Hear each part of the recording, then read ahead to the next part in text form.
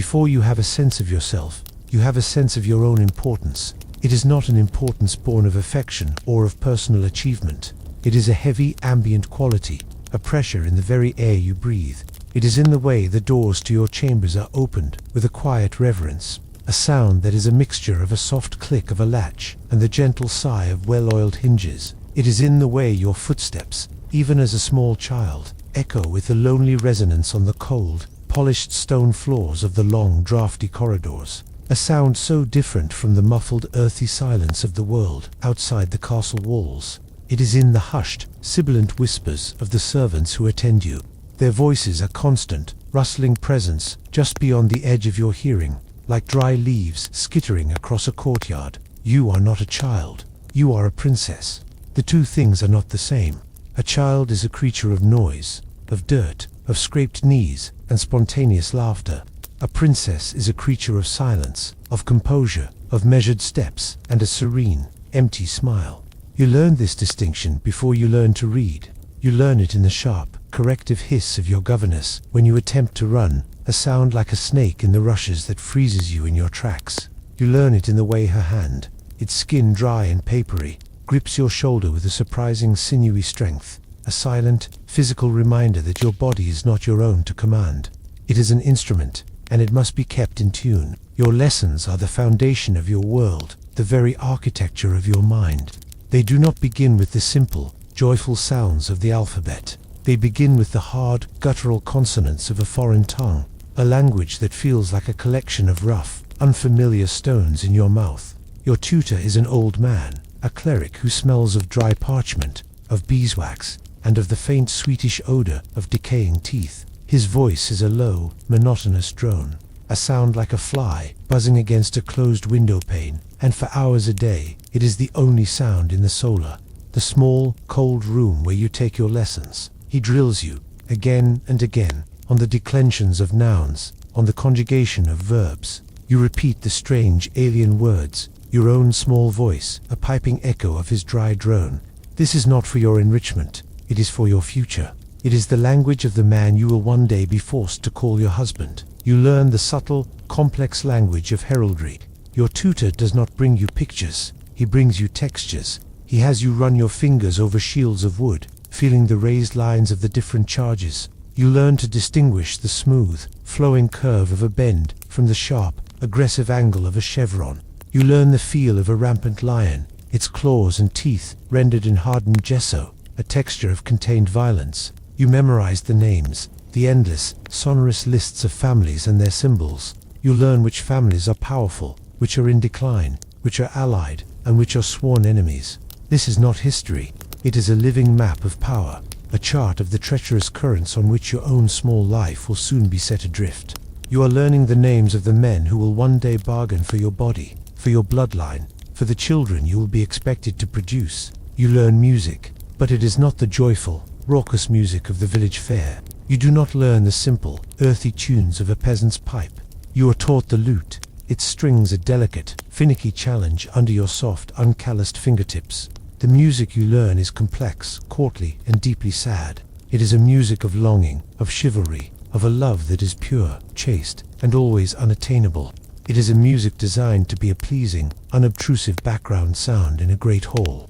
Your tutor corrects your every mistake, his long, bony finger tapping your hand with a sharp, stinging impatience. When you produce a discordant note, the goal is not expression. The goal is perfection. You are to become a beautiful, pleasing object, and your music is simply one more facet of your polished surface. You learn to dance. But it is not the wild, abandoned stomping you can sometimes hear drifting up from the bailey on a festival day. It is a slow, stately, and incredibly complex series of steps and gestures. Your dancing master is a stern man with a long stick, which he uses to tap out the rhythm on the stone floor, a sharp, authoritative sound that sets your teeth on edge. He teaches you the bass dance, the pavatin. It is a dance of profound restraint. Your feet must slide, never lift. Your torso must remain rigid. Your expression must be one of serene detachment. It is a moving meditation on your own confinement. It is the art of seeming to float, while in reality you are bound by 1,000 invisible rules. It is a perfect metaphor for your entire existence. Your body is a constant subject of scrutiny. You are weighed. You are measured. The physicians, with their cold hands and their breath that smells of wine and cloves, examine you with a dispassionate, clinical interest. They are assessing your health, your viability, your potential as a vessel for a royal bloodline. You learn to endure their touch, to dissociate your mind from your body as they palpate your abdomen, as they peer into your throat. You are a prize mare, being groomed and inspected before the great sale. You overhear things. You are raised in a world of whispers, and you learn to listen. You hear the low, conspiratorial murmur of your father and his counselors, their voices drifting from behind a heavy oak door. You cannot make out the words, but you hear the tone, the dry, hard sound of calculation, of bargaining. You know, with a child's deep, intuitive certainty, that they are talking about you. They are weighing your value. They are calculating the price of your flesh. You hear your mother, in a rare, unguarded moment, weeping softly in her chambers, a thin, hopeless sound that is quickly stifled when she realizes a servant is near. You do not know the cause of her sorrow, but you sense that it is a sorrow that awaits you, too, a sorrow that is the natural inheritance of the women of your station.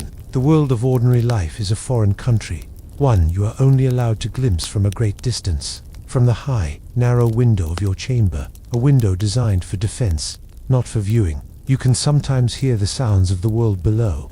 You hear the laughter of the kitchen maids, a loud, unrestrained sound that is utterly alien to you. You hear the shouts of the stable boys, their voices full of a rough, easy camaraderie. You hear the cry of a baby from the village, a raw, demanding sound of pure, unfiltered need. These are the sounds of a life that is lived, not performed. A life of dirt, of sweat, of real and tangible things.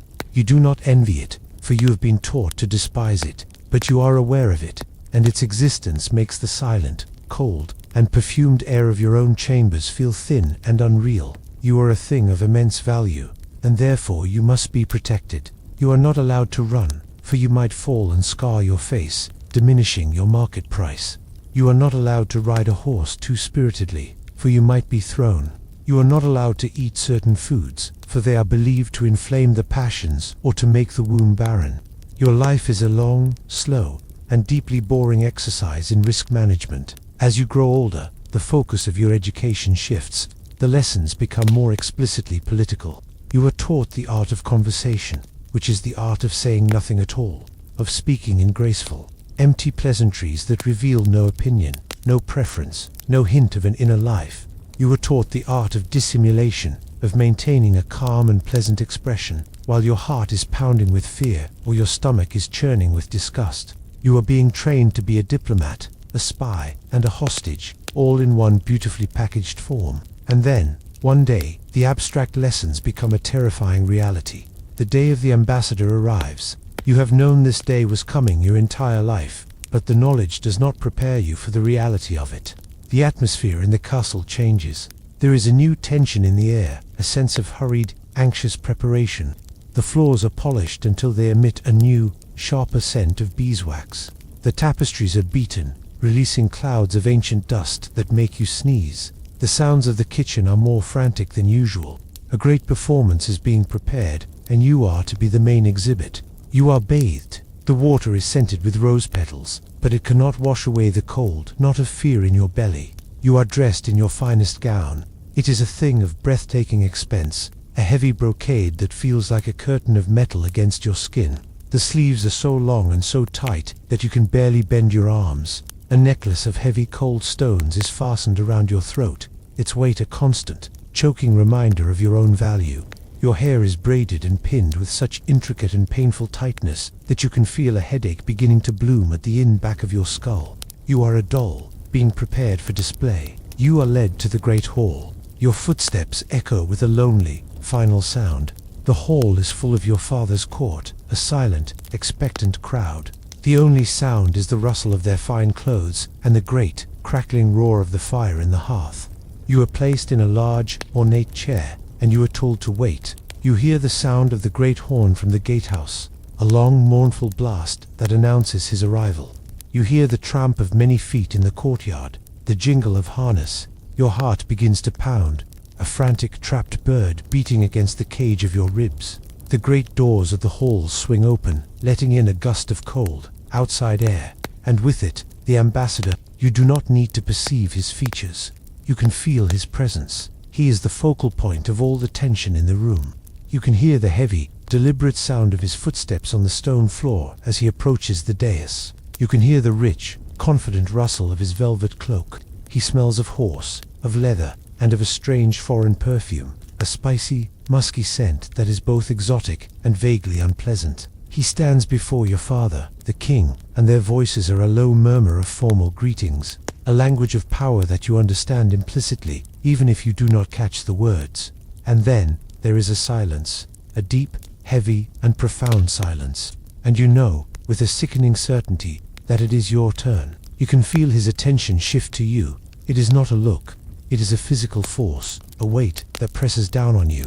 You can feel him assessing you, measuring you, calculating your worth. You keep your own attention fixed on a point in the middle distance. Your expression, a carefully constructed mask of serene piety, just as you have been taught. He approaches you. The sound of his feet on the stone is now loud, deliberate, and terrifying. He stops before you. You can feel the heat radiating from his body. You can smell the faint sour scent of wine on his breath. He speaks to you, a question in his own tongue, the language you have been learning for all these years. The words feel like a test. You answer, your own voice, a thin, reedy sound that seems to hang in the air for an eternity. The words feel clumsy and foreign in your own mouth, despite the years of practice. He is not satisfied. He speaks to your father, and though the words are a low murmur, you understand their import. He wishes for a closer inspection. Your father gives a slight, almost imperceptible nod. You feel a cold wave of nausea wash over you. The ambassador reaches out. His hand is large, and you can feel the warmth of it even before it touches you. He takes your chin. His fingers are dry, and the rings he wears are cold against your skin. He turns your head from side to side, slowly, deliberately, as if examining a piece of sculpture. He releases you. Then, he reaches for your hand. His grip is firm, impersonal. He runs his thumb over your fingers, assessing their length and delicacy. He turns your hand over, examining the palm.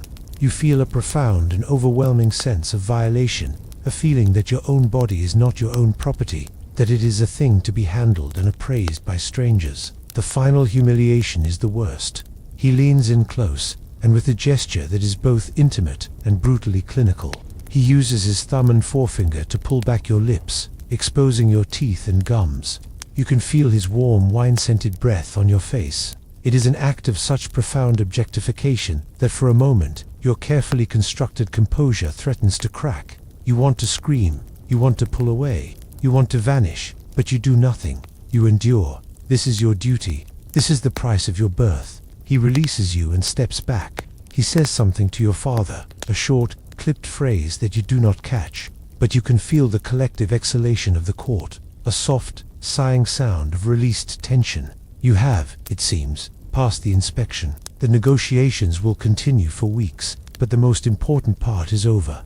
The goods have been examined and found to be satisfactory. A treaty will be drawn up, a document covered in elegant script and dripping with wax seals.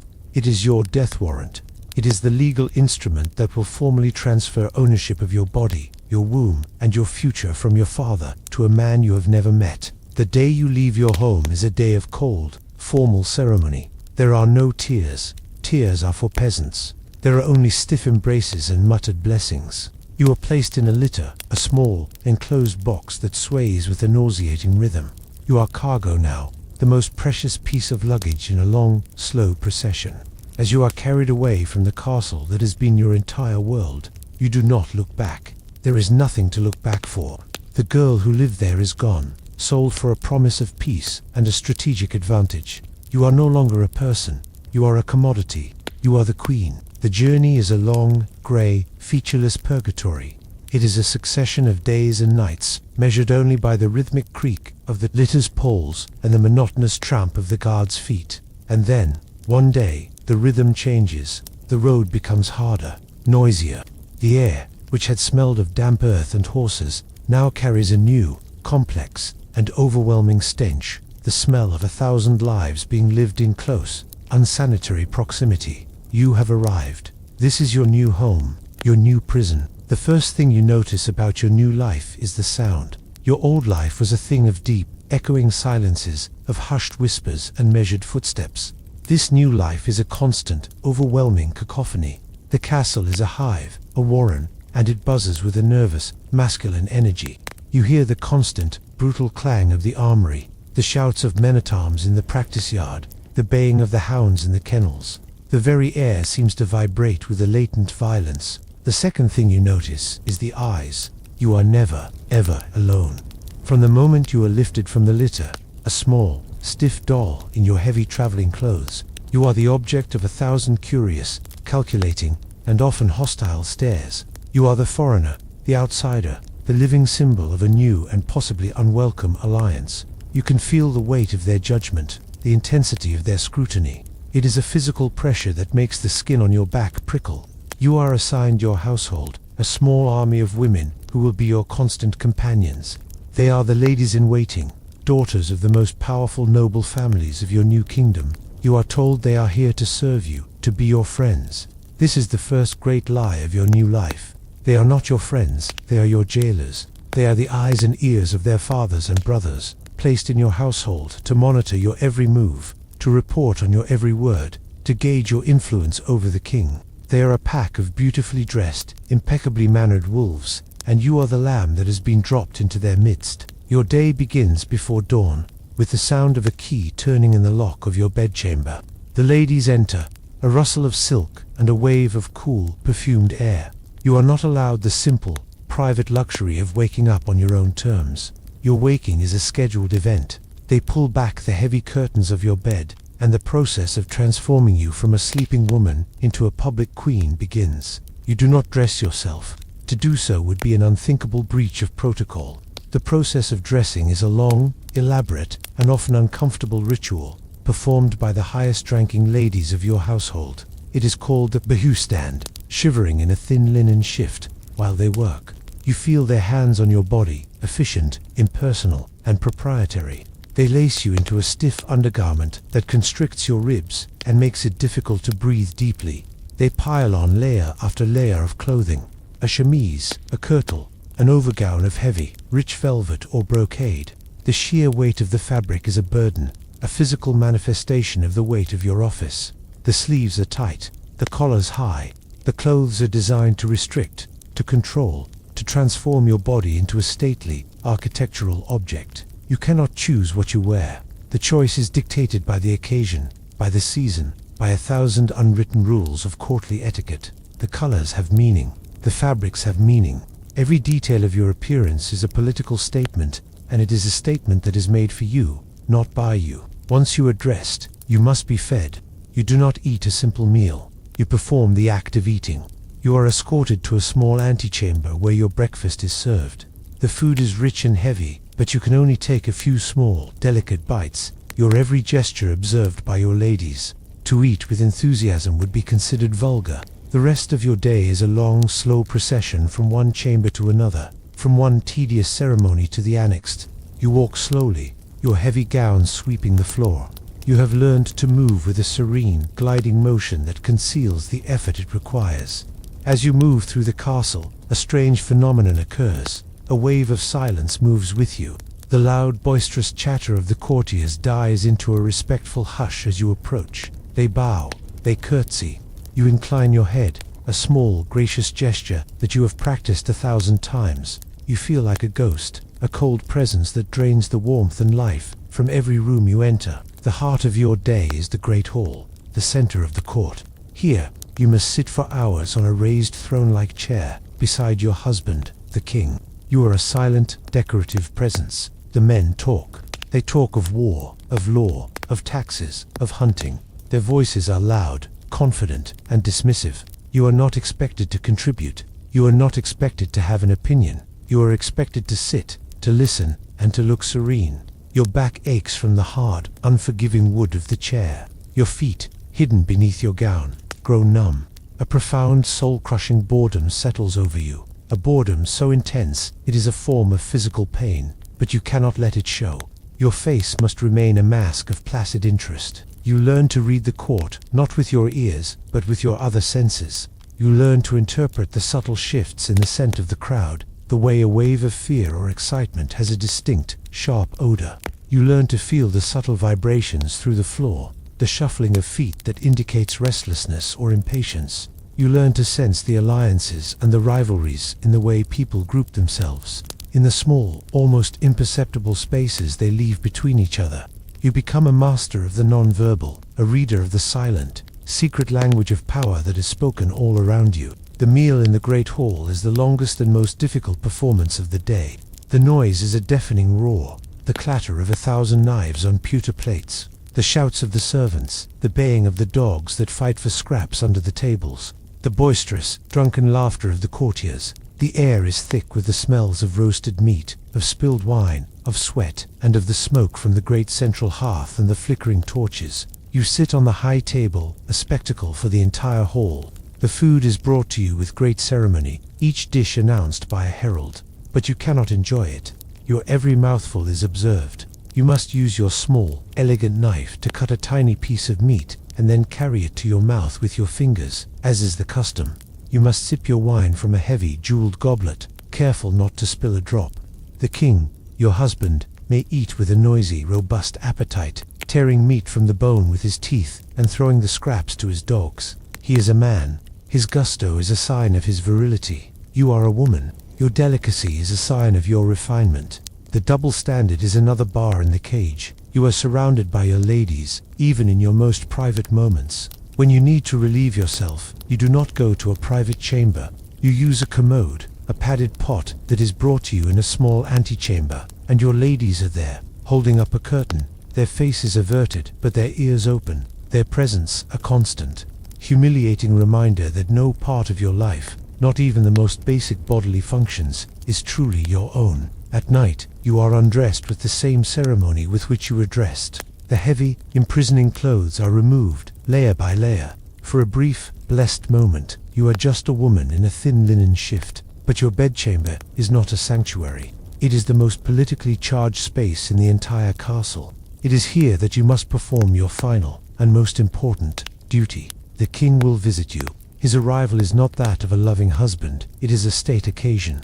He may be accompanied to the door of your chamber by his most trusted advisors. His visit is a public confirmation of the legitimacy of your union, a necessary step in the great project of creating an heir. The act itself is a duty. It is a thing to be endured, a cold, and often clumsy, transaction. There is no tenderness, no intimacy. There is only the weight of his body, the smell of wine on his breath, and the desperate silent prayer in your own mind that this union will be fruitful, that it will result in a son. The one thing that can give you a measure of security in this cold, hostile world. When he is finished, he leaves, and you are finally, for a few short hours, alone. But it is not a peaceful solitude. It is the profound, echoing loneliness of a prisoner in a vast and beautiful cell. You lie in the great, cold bed, surrounded by the opulent trappings of your royal status, and you have never felt so poor, so powerless, or so utterly and completely alone. Your body is a prison, and your soul is its most closely guarded inmate. You are not permitted the luxury of a private, personal faith. Your relationship with God is a public performance, another role you are required to play in the great, unending drama of the court.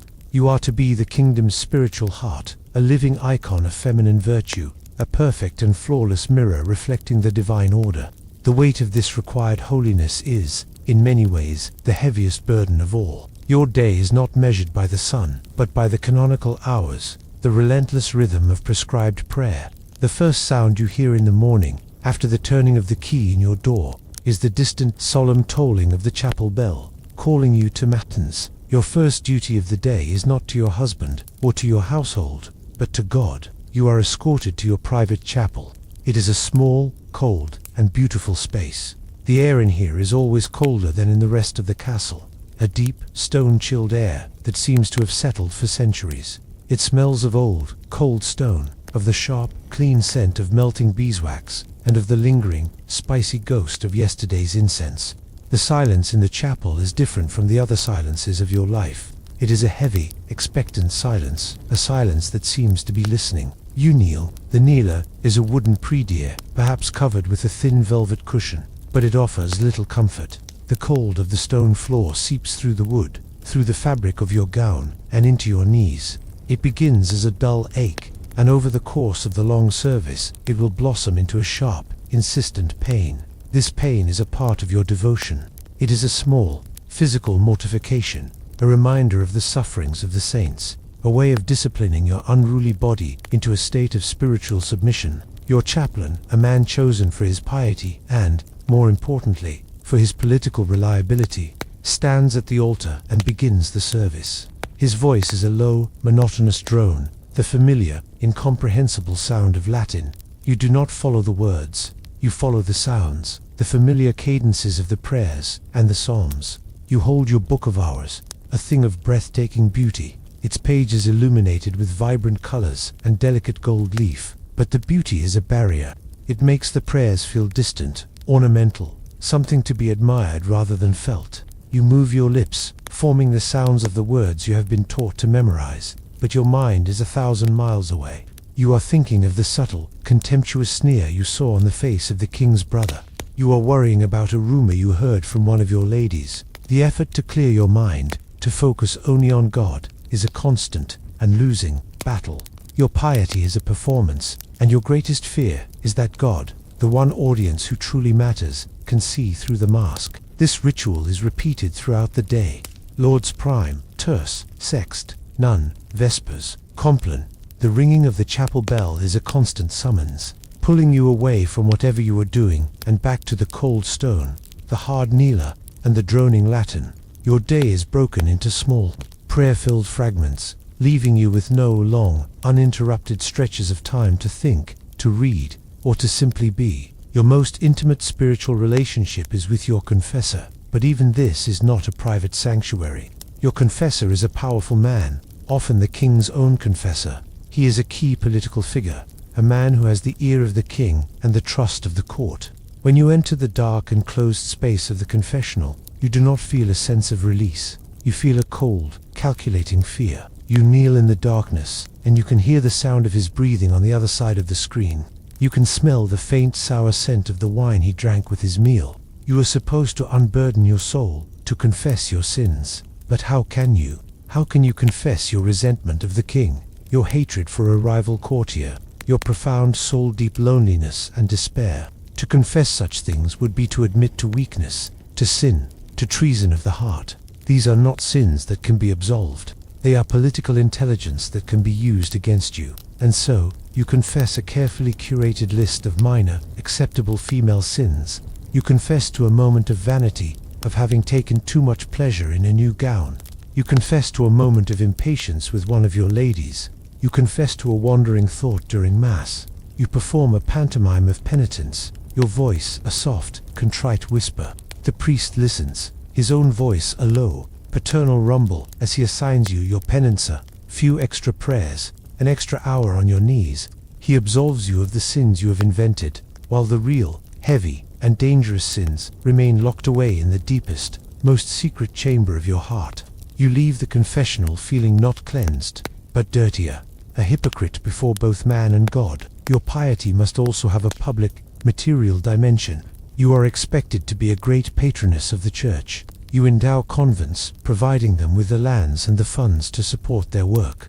You commission new altars for the chapel, embroidered with your own heraldic symbols. You give alms to the poor. But this charity is not a spontaneous act of compassion. It is a carefully staged piece of political theater. The giving of the alms, the mondi, is a public ceremony. A line of poor, wretched people are brought into the great hall. They have been washed for the occasion, but they still carry the smell of deep, ingrained poverty, a smell of damp wool, of hunger, and of despair. You kneel before them, and, with your own royal hands, you wash their feet in imitation of Christ. The water is cold, their feet are rough, calloused, and often deformed by a lifetime of hard labor. The intimacy of the act is both humbling and deeply uncomfortable. You then give each of them a small purse of coins. You are performing your humility, your charity, for the benefit of the entire court. You are demonstrating that you are a good and pious queen, but you are acutely, painfully aware of the vast, unbridgeable gulf that separates your life from theirs. The few coins you give them will not change their lives. The act of washing their feet does not make you one of them. It only serves to reinforce the immense distance between your world and theirs. You are expected to be a collector of relics, the physical remnants of the saints, a splinter of the true cross, a bone from a martyred apostle, a thread from the Virgin Mary's veil. These objects are housed in elaborate, jeweled reliquaries, and they are a source of immense spiritual power and prestige for the kingdom. They are your holy treasury, your direct line to the court of heaven, but they are also a source of constant anxiety. Are they real, or are you the pious guardian of a collection of frauds and fakes, as some cynical whispers might suggest? Your faith must be absolute, for to doubt the relics would be to doubt the very foundation of the Church's power. The weight of all this required piety is suffocating. You are trapped in a role, the role of the saintly queen, and you can never, ever step out of character. You must be gentle, you must be merciful, you must be submissive. Any display of anger, of ambition, of intellectual pride is seen as a monstrous, unnatural failing. It is a sign that you have forgotten your place, that you have succumbed to the sin of Eve. The pressure to be perfect, to be a flawless vessel of divine grace, is a constant, unending strain. It is a form of spiritual bondage, a cage for your soul that is colder, stronger, and more inescapable than any stone wall. You are a queen, a wife, a symbol, but you are barely, if at all, allowed to be a human being. There is a shift. It is a change in the very atmosphere of the court, as subtle and as powerful as a change in the pressure of the air before a great storm. The elaborate, sterile courtesies of your initial reception, the formal rituals of your wedding, the first few months of your new life as queen, all of this was a prelude, a long drawn-out overture. Now, the true performance is about to begin. The pleasantries recede, and a new, single-minded, and utterly relentless focus descends upon you. It is a focus that emanates from every corner of your new world, from the king himself, from his counselors, from your ladies-in-waiting, and from the nameless, faceless commons of the kingdom. It is a collective, unspoken, and yet deafeningly loud demand. You have been acquired, you have been installed.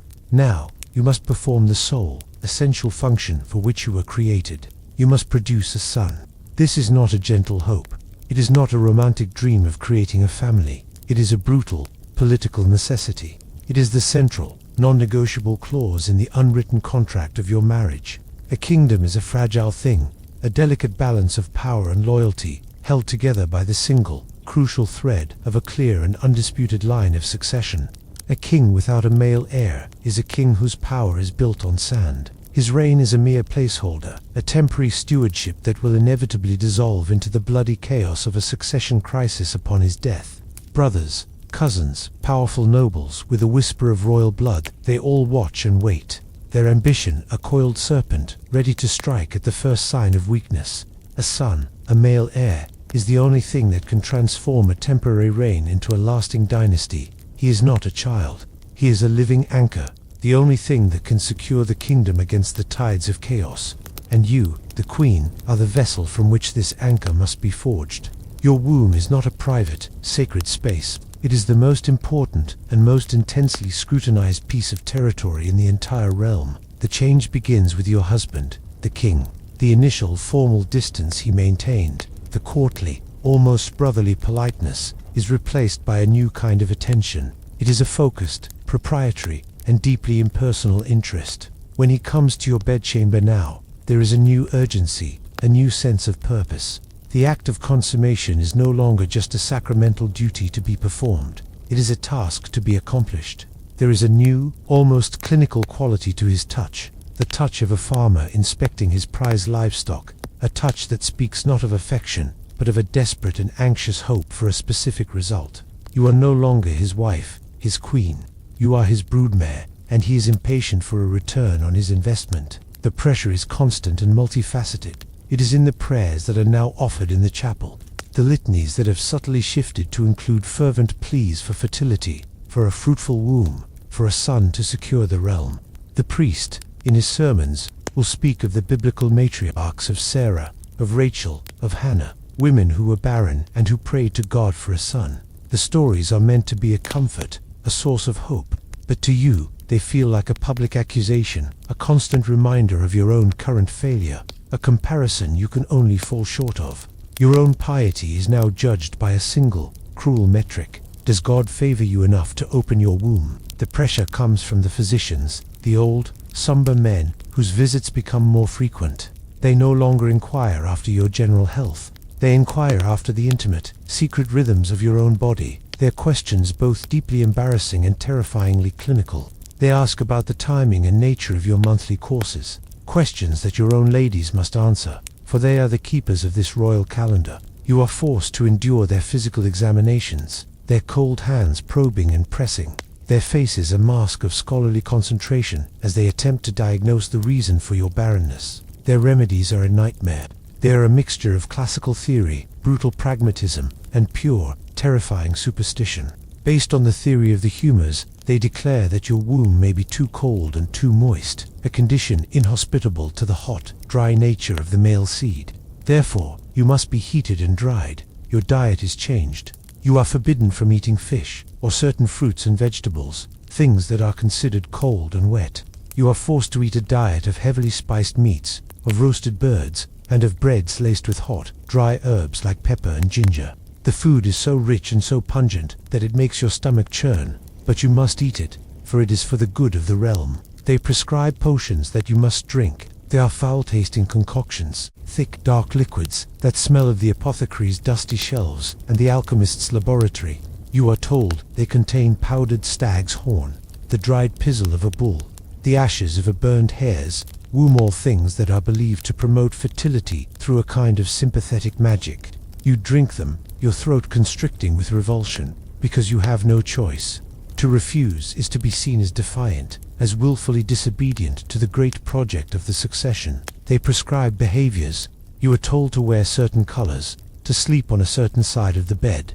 You are given amulets to wear, strange lumpy objects sewn into small silk bags that you must keep against your skin at all times. They might contain a piece of lodestone, a dried toad, or a piece of parchment with a magical charm written upon it. You do not know if you believe in their power, but you are too afraid not to wear them. The most humiliating prescriptions are those that govern the marital act itself. The physicians, in hushed, scholarly tones, advise the king on the most auspicious times for conception, based on the alignment of the stars and the moon. They prescribe certain positions, certain rituals to be performed before and after, all designed to maximize the chances of producing a son. Your bedchamber, the one place that should be a sanctuary of privacy, becomes a stage for these desperate, quasi-scientific, and deeply unromantic experiments. The act of love becomes a joyless, mechanical, and deeply anxious procedure, a thing of prescribed movements and hoped-for outcomes, performed under the invisible, judging gaze of the entire kingdom. The most intense and most unbearable pressure comes from your own household, from your ladies in waiting. They are the frontline observers in this great national drama. Their own fortunes, and the fortunes of their families, are tied to your success or failure. A new queen who is the mother of the heir is a powerful figure, a source of patronage and influence. A barren queen is a political dead end.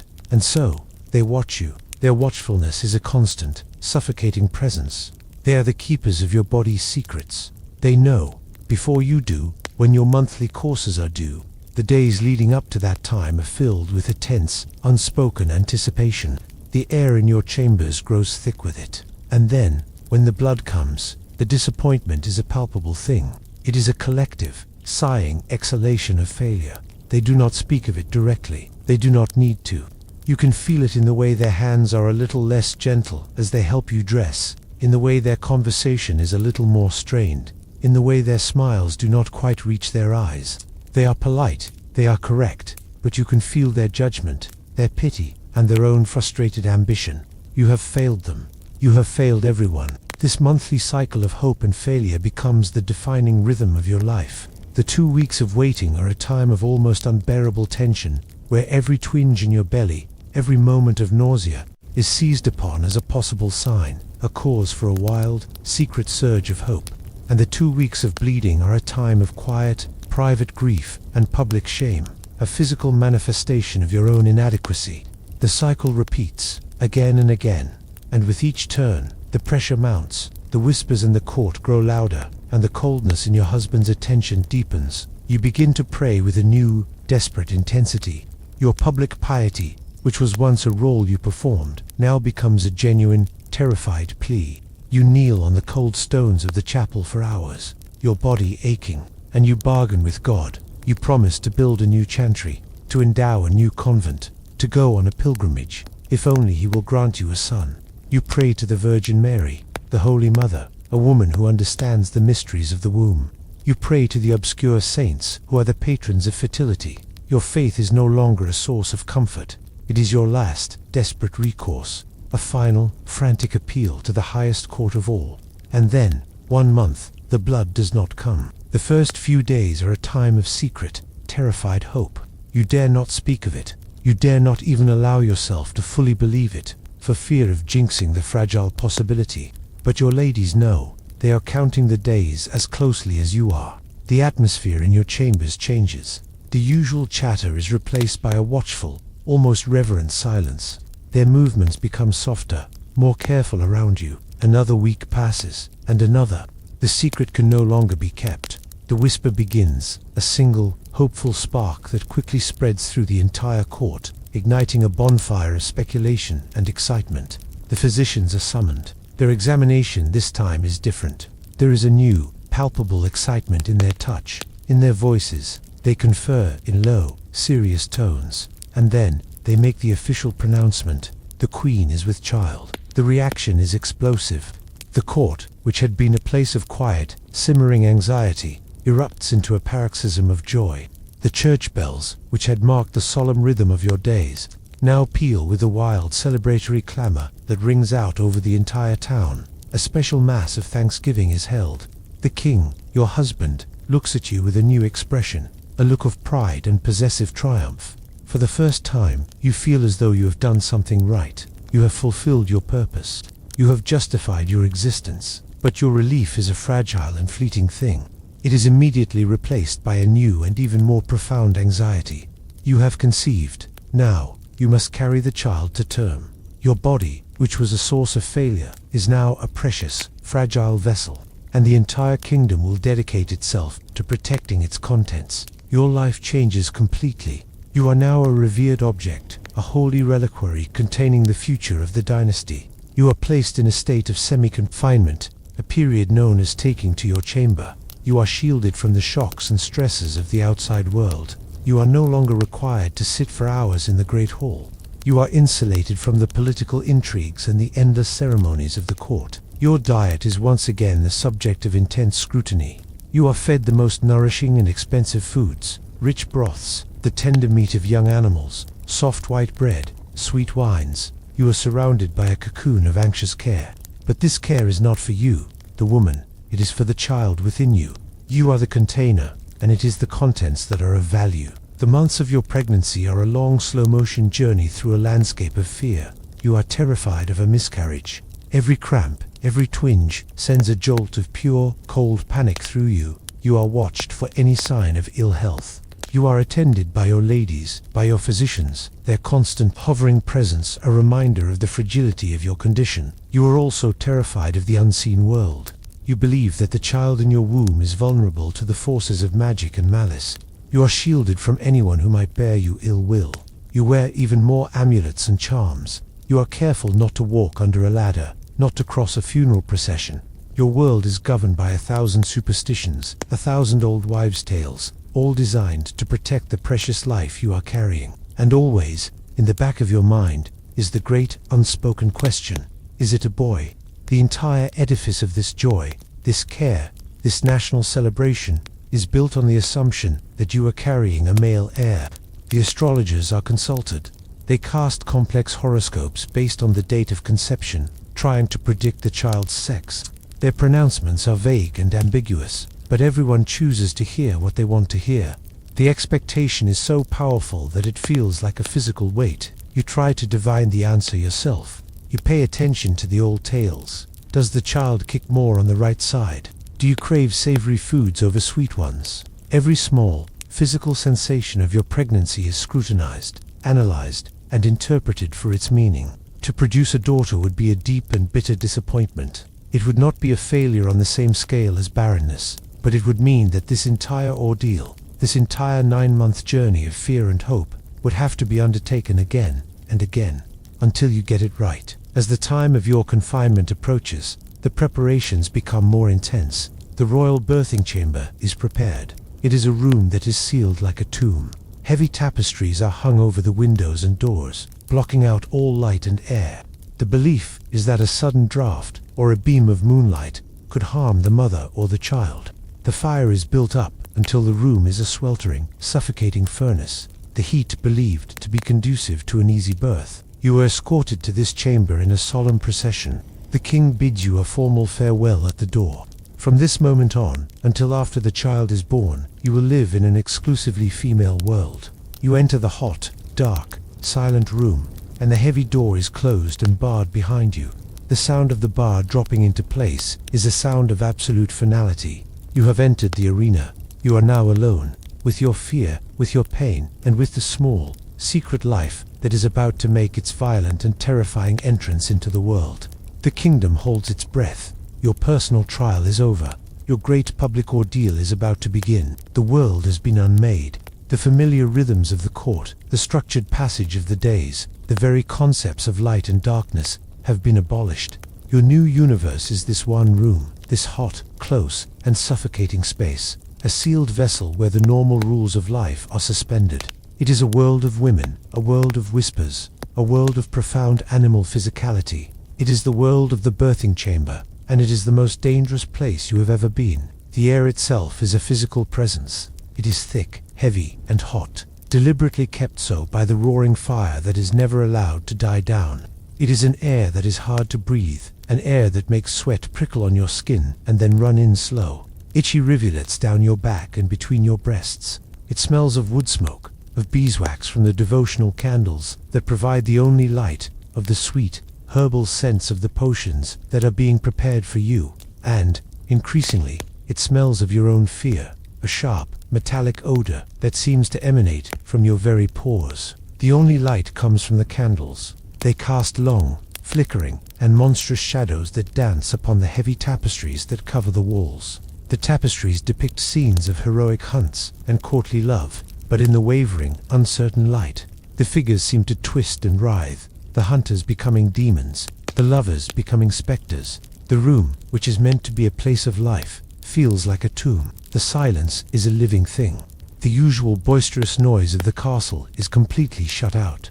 Here, there is only a deep, expectant hush, broken by the low, rustling sounds of your attendants. You can hear the soft whisper of their woolen gowns as they move about the room. You can hear the gentle clink of a ceramic cup being placed on a wooden table. You can hear the soft, rhythmic murmur of their prayers. Their voices are a constant, low drone, a soothing sound that is meant to calm you, but which only serves to heighten your own sense of isolation and terror. You are attended by an army of women. Your mother is here, if she is alive, her face a pale, taut mask of remembered pain. The highest-ranking ladies of the court are here, their presence a political necessity. They are here to act as official witnesses, to ensure that there is no trickery, no substitution of a low-born male child for a royal daughter. Their presence is a constant, silent reminder that this most intimate and personal of experiences is, for you, a public and political act. But the true ruler of this small, hot, dark kingdom is the midwife. She is not a noblewoman. She is often a woman of humble birth, but she possesses a power in this room that is greater than your own. Her authority comes not from bloodline, but from experience. She is an old woman, her face a roadmap of wrinkles, her hands gnarled and stained with the herbs she uses. But those hands are her instruments, they are her knowledge. She has delivered hundreds of babies. She has seen every possible complication. She has stood at the gates of life and death more times than she can count. Her voice is a low, calm, and deeply authoritative rumble. She speaks to you not as a queen, but as a laboring animal. Her words are simple, direct, and practical. She tells you when to breathe, when to push. She wipes the sweat from your brow with a cool, damp cloth. Her touch is not gentle, but it is confident. She is your guide, your commander, in this terrible, uncharted territory. And then, the pain begins. It starts as a low, dull ache deep in your back, a familiar sensation that you might at first dismiss as a simple cramp. But it does not go away. It grows, slowly, inexorably. It becomes a tightening, a gathering, a great, slow clenching of your entire being. The wave of pain builds and builds until it is a white-hot, all-consuming fire. And then, just as you feel you cannot possibly endure it for another moment, it recedes, leaving you weak, trembling, and gasping in its wake. This is the rhythm that will now govern your existence. The world is reduced to this brutal, elemental cycle, the terrifying ascent of the wave, the agonizing peak, and the brief, blessed, and all-too-short respite in the trough. In the moments of peace, you are aware of the women around you, of their murmured encouragements, of the cool cup of watered wine they press to your lips. But when the wave comes again, they vanish.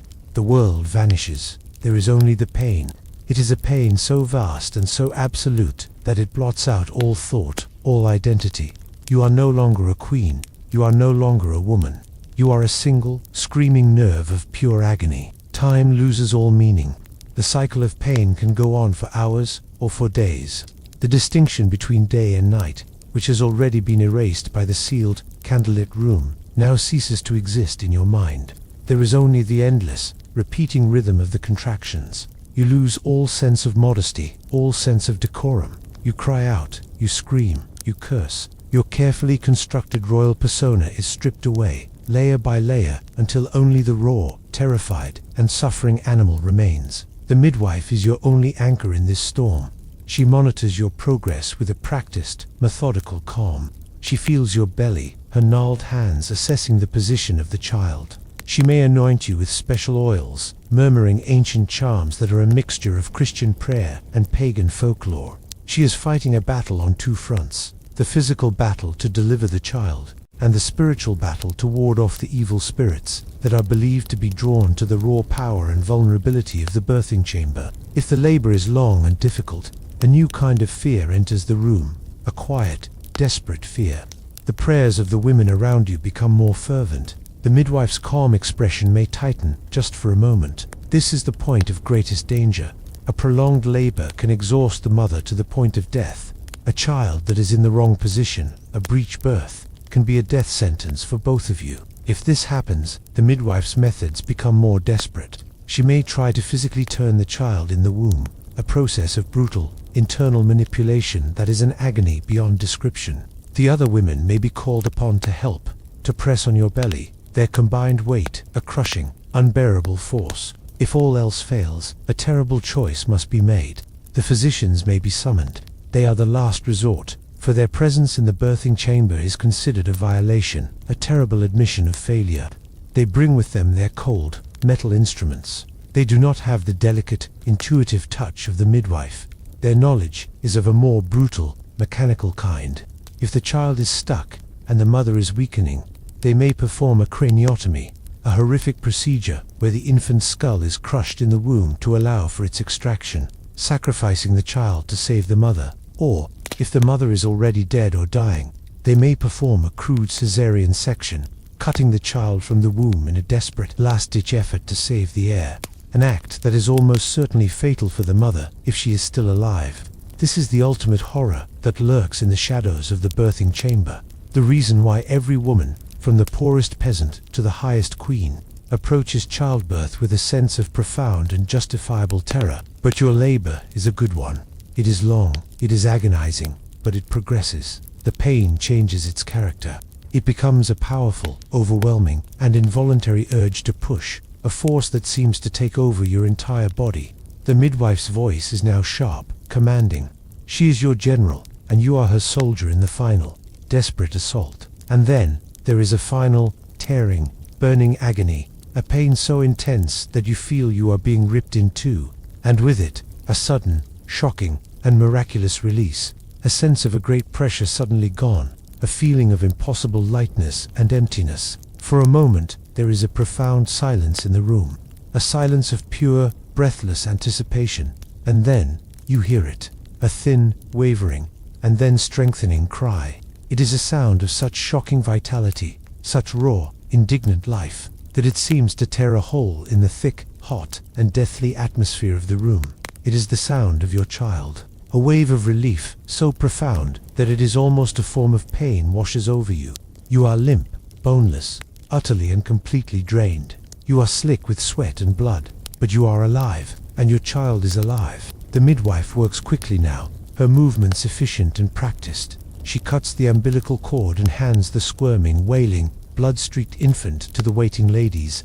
Their first task is not to comfort the child, but to inspect it. They examine its limbs, its face, its tiny fingers and toes, checking for any deformity, any sign of imperfection. And then, the most important inspection of all, a moment of silence, and then a single, triumphant, and joyous word is spoken by one of the ladies, a son. The words are a magic spell.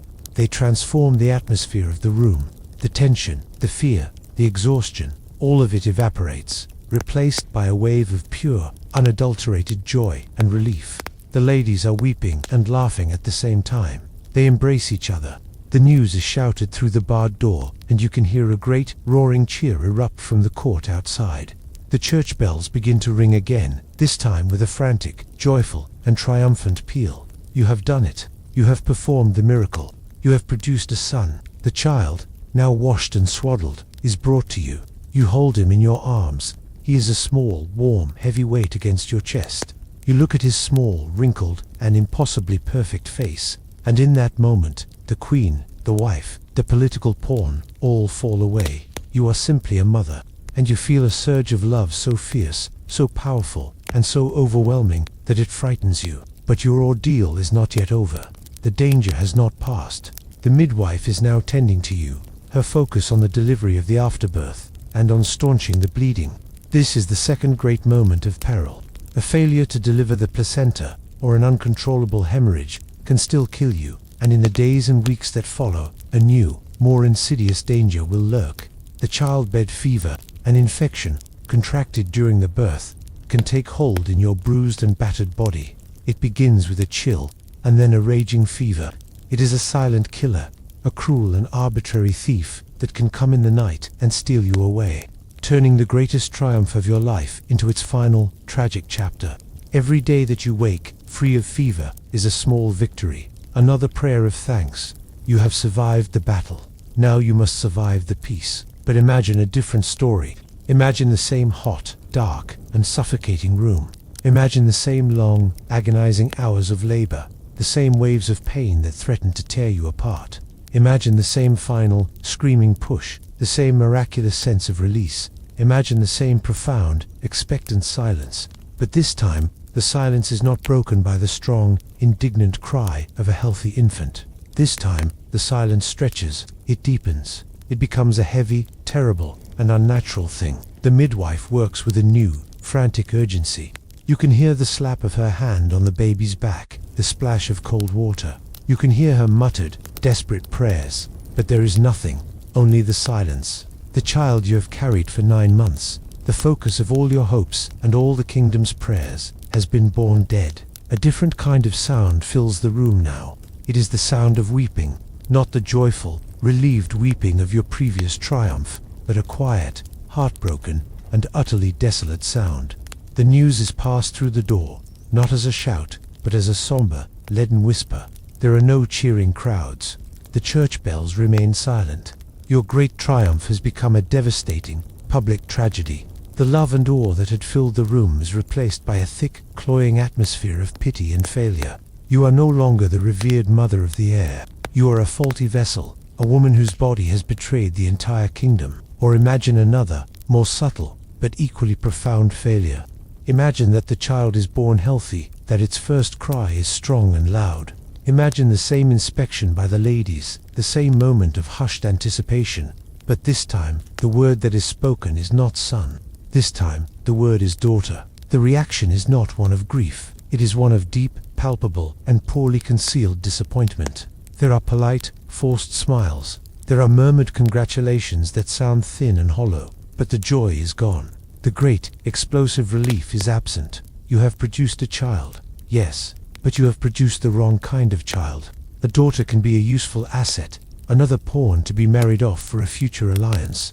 But she cannot secure the throne. She cannot be the anchor for the dynasty. She is a consolation prize, a sign that your body is capable of producing life, but has failed in its primary duty. You hold your daughter in your arms, and you love her with the same fierce, maternal power.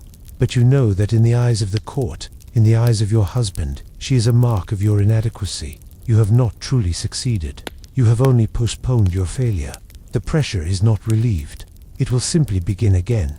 You will be expected to return to the royal bed as soon as you have recovered, to begin the entire, exhausting, and terrifying process all over again and again, until you get it right. But the most terrible failure of all is the quiet, creeping, and undramatic failure of the empty womb. Imagine that the months turn into years. Imagine the endless cycle of hope and disappointment, the endless potions and prayers, the endless humiliation of the physician's examinations, and nothing. Your body simply refuses to perform its function. You remain barren. In the first year, there is sympathy. In the second, there is concern. In the third, the concern begins to curdle into suspicion.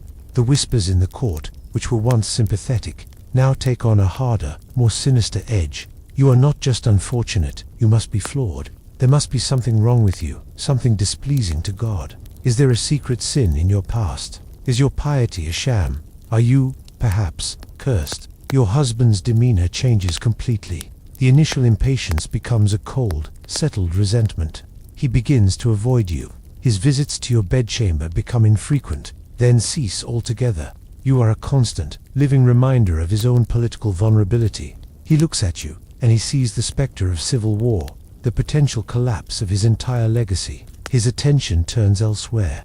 A new face appears at court, a young, beautiful, and, most importantly, fertile lady from a rival noble family. The king begins to spend his time with her. At first, it is discreet, but soon, his infatuation becomes a public spectacle. She is his mistress. She is showered with gifts, with lands, with titles for her family. She becomes a new, unofficial center of power at court. People who seek the king's favor now go through her. The humiliation is a slow, daily, and public torture. You are still the queen. You must still perform your ceremonial duties. You must sit on your throne in the great hall, your face a serene and placid mask, and you must watch as your husband openly favors another woman. You must endure the sly, pitying glances of the other courtiers. You must be gracious to the mistress herself, a woman who has usurped your place in all but name. And then, the final devastating blow. The mistress becomes pregnant. The court buzzes with the news. Her health is now the subject of more concern than your own. And when she gives birth to a healthy, bawling boy, a bastard son, the king's joy is a public and painful thing to behold. The boy cannot inherit the throne, not legally, but his very existence is a constant, living testament to your own failure. He is the proof that the fault lies not with the king's seed, but with your own barren ground. Now, your position becomes truly precarious. You are no longer just a disappointment. You are a political obstacle. The king needs a legitimate heir, and you are standing in his way. The whispers now are no longer about your piety. They are about annulment. The king's counselors and the great churchmen begin to search for a way out. They pore over the complex laws of the church, the intricate rules of consanguinity. They search your family tree, looking for a distant, forgotten cousin you might share with the king. A blood relation, no matter how remote, that can be used as a pretext to declare that your marriage was never valid in the eyes of God. You are now in a fight for your very survival. You can protest. You can appeal to the Pope, a distant and political figure who may or may not be inclined to help you, depending on his own shifting alliances. But to fight the king is to risk everything. It is to openly defy the man who holds the power of life and death over you. He can accuse you of treason. He can accuse you of witchcraft, of having used sorcery to make him impotent or to close your own womb. These are accusations that are impossible to disprove. Accusations that can lead you to a cold, dark cell in a remote tower, or to the public shame of the executioner's block. Or you can accept your fate. You can agree to the annulment. You can perform one last act of service to the kingdom by quietly disappearing. You will be sent to a convent, a place of no return. You will trade your crown for a nun's veil. You will live out the rest of your days in a small, cold cell. Your name, a historical footnote, the barren queen who was set aside. You will spend your days in prayer and contemplation, listening to the distant, echoing sound of the church bells as they ring to celebrate the king's new marriage to a younger, more fertile woman. You will listen to them ring again, a year later, to celebrate the birth of her son, the legitimate heir that you could never provide. Your failure is complete. You have been erased. The air in the court is a thin, delicate membrane, stretched taut over a deep and seething pit of ambition. To a newcomer, it appears to be a world of exquisite civility, of unparalleled grace. It is a world of soft, rustling silks and velvets, a sound that replaces the coarse scratch of wool and linen. It is a world of low, melodious voices, of carefully modulated laughter, of polite and formal greetings.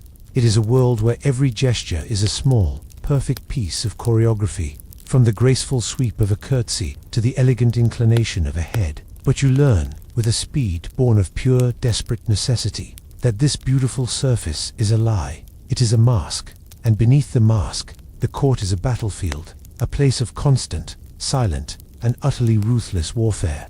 The weapons in this war are not the sword and the axe. They are the whisper, the glance, the calculated compliment, the well-timed rumor, and the strategically withheld smile. To survive here, you must learn to be the most cunning, the most watchful, and the most silent warrior of them all. Your arrival as the new foreign queen is the equivalent of a great stone being dropped into a still, deep, and murky pond. The placid surface is broken, and the creatures that lurk in the depths are stirred into a frenzy of activity. You are the great disruption. You are the new source of power, the new sun around which all the planets of the court must now recalibrate their orbits. Every great family in the kingdom has a stake in you. They want your favor. They want to place their sons and daughters in your household. They want you to intercede with the king on their behalf. They want to use you as a conduit to power, a ladder they can climb to a higher position, and they are all rivals. Their competition for your attention is a vicious, unending, and almost entirely silent struggle. You learn to read the secret language of the court, a language that is never spoken, but is communicated with a terrifying clarity. You learn the power of a glance. You learn to distinguish the quick, assessing glance of a courtier trying to gauge your mood, from the long, cold, unwavering stare of an enemy who is trying to intimidate you. You learn to feel the weight of a room full of eyes on your back, and to discern the different qualities of that attention: curiosity, admiration, envy, pity, and pure, unadulterated hatred. You learn the subtle acoustics of the whisper. You learn that a whisper in a crowded hall can be louder and more damaging than a shout. You will be walking through a chamber, and as you pass a small group of courtiers, their conversation will suddenly cease. The silence they leave in their wake is a physical thing, a void that is more eloquent than any words. You know, with a sickening certainty, that they were just speaking of you. You learn to catch the tail end of a sentence, a single, sibilant word that hangs in the air, and your mind will race, trying to reconstruct the conversation, trying to guess the nature of the poison they were just sharing. You learn the art of the half-truth and the strategic omission. A lady-in-waiting, a woman from a powerful family who has been your constant, smiling companion, will come to you with a piece of news, her voice a soft, conspiratorial murmur.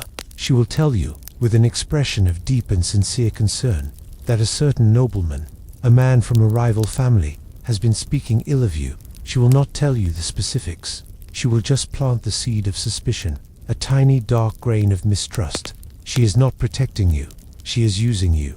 She is trying to turn you against her family's enemy, to make you her unwitting ally in their private wars. The court is a great, intricate web of debts and obligations, of favors given and favors owed. You are at the center of this web, and every thread is sticky. If you show a small kindness to one lady, if you compliment her on her gown or ask after her family, you are not just being pleasant. You are making a political statement. The other ladies will notice. They will interpret it as a sign of favor, a shift in the delicate balance of power. The lady you complimented will be envied. Her enemies will become your enemies. A simple, thoughtless word can have consequences that ripple through the entire court for weeks. You quickly realize that you have no friends.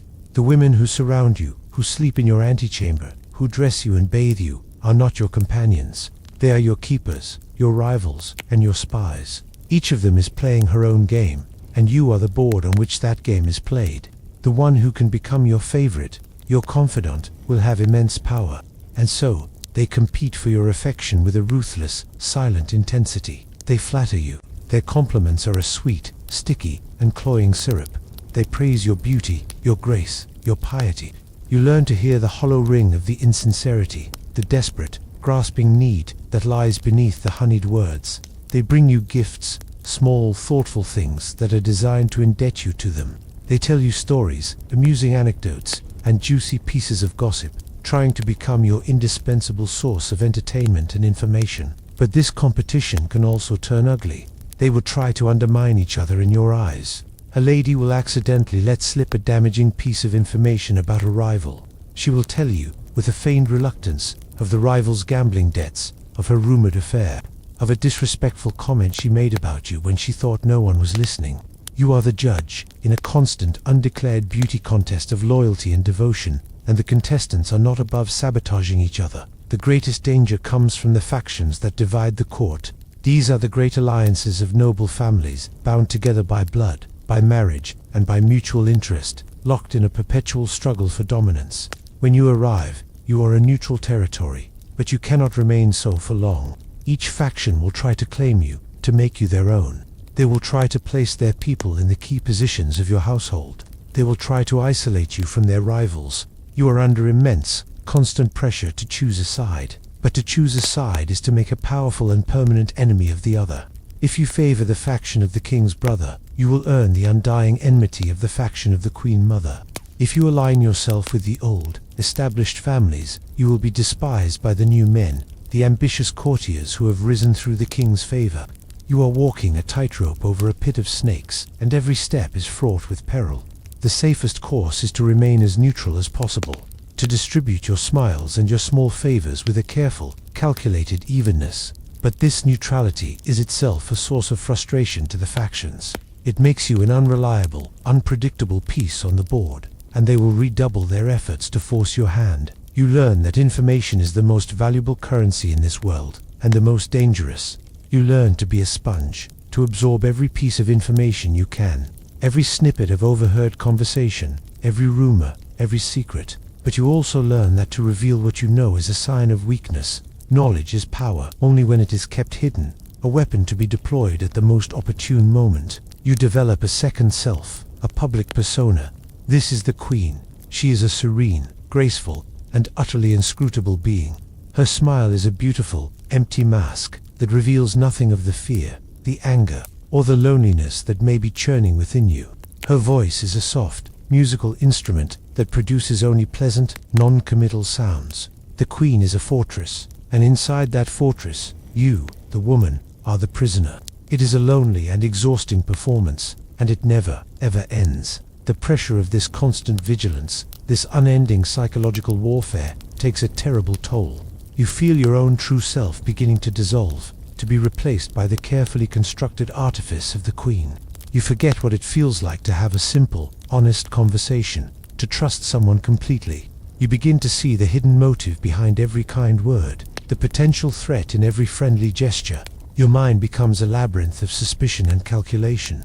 This is the price of survival in the serpent's nest. You do not conquer it. You become one of its creatures. There is a specter that haunts the life of every medieval queen, a fear that is more intimate, more personal, and in many ways more humiliating than the fear of a foreign army or a political rival. It is the fear of the other woman, the royal mistress. She is not a secret. In the world of the court, a king's infidelities are not a matter of private shame, but of public record. His virility is a part of his power, and the ability to attract and keep a beautiful mistress is seen by many as a sign of his strength, his masculine prowess. To you, however, she is not a symbol of your husband's power. She is a symbol of your own failure, your own inadequacy. She is a living, breathing testament to your inability to fully satisfy your husband, either in the bedchamber or in the birthing chamber. Her arrival at court is a subtle and insidious thing.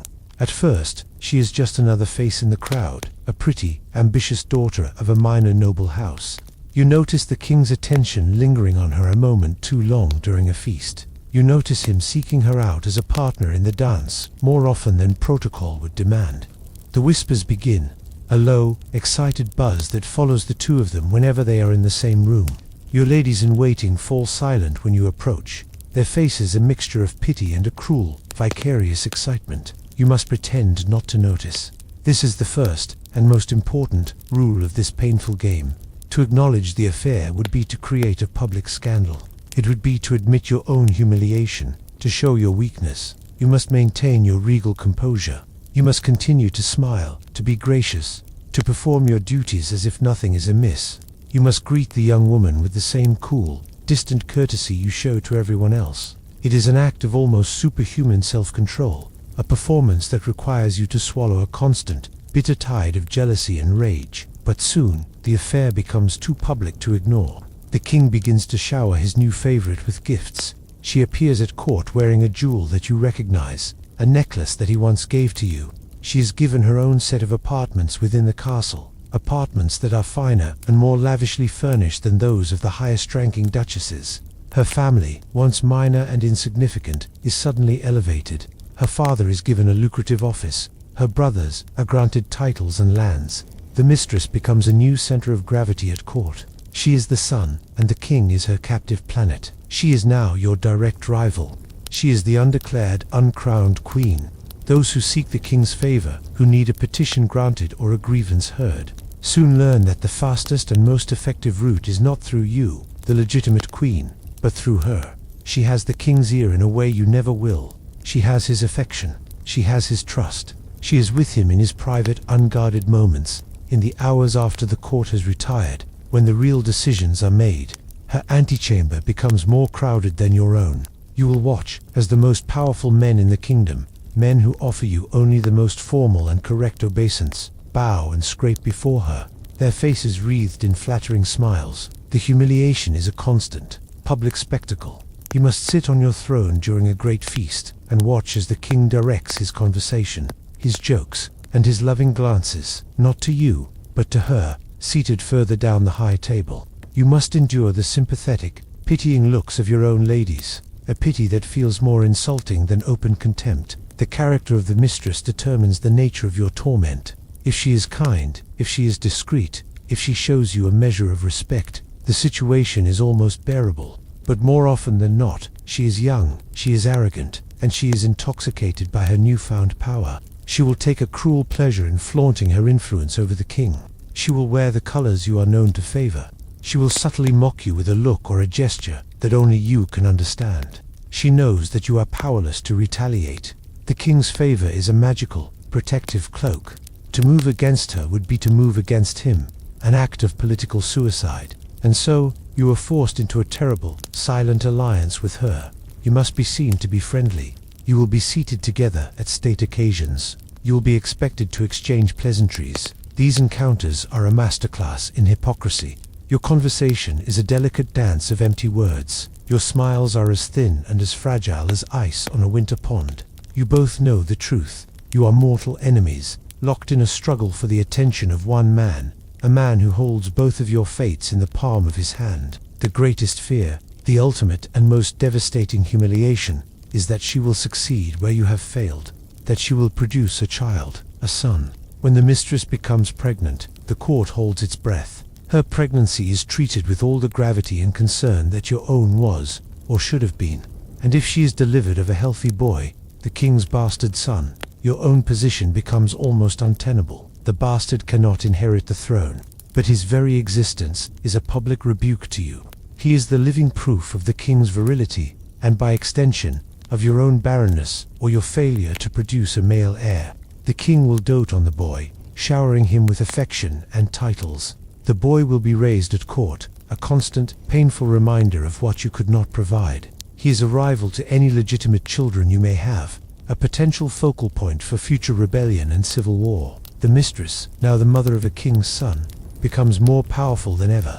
She may begin to whisper in the king's ear, not just about titles and lands for her family, but about more permanent solutions. She will hint that a great and powerful king needs a legitimate heir. She will suggest that God has clearly shown his favor. She will plant the seeds of the most dangerous idea of all, the idea of an annulment, of setting you aside to make way for a younger, more fertile, and more beloved queen. The royal mistress is more than just a rival for your husband's affections. She is a potential usurper, a pretender to your throne, and a constant living threat to your security, your status, and your very life. The world of men is a world of open, declared violence. They fight their wars with steel, on fields of battle. The world of women, the world of the court, is a world of a different kind of warfare. It is a war fought in the shadows, a war of whispers and influence, of subtle manipulations and slow, patient poisonings of the heart. And in this secret war, there is no one more formidable, no one more dangerous, and no one more ruthlessly protective of her own territory than the Queen Mother. She is your husband's mother, the Dowager Queen. She was once you. She sat on the same throne. She wore the same heavy crown. She endured the same fears and the same humiliations. This shared experience should, in a rational world, make her your greatest ally, your wisest counselor. But the court is not a rational world. Your arrival is not, to her, the arrival of a daughter. It is the arrival of a usurper. You are the new queen, the new sun. Your youth and your fertility are a stark, cruel reminder of her own fading power, of her own aging body, of her own relegation to the sidelines of history. The court, which once revolved around her, now revolves around you, and she will resent you for it with a deep, silent, and bitter intensity.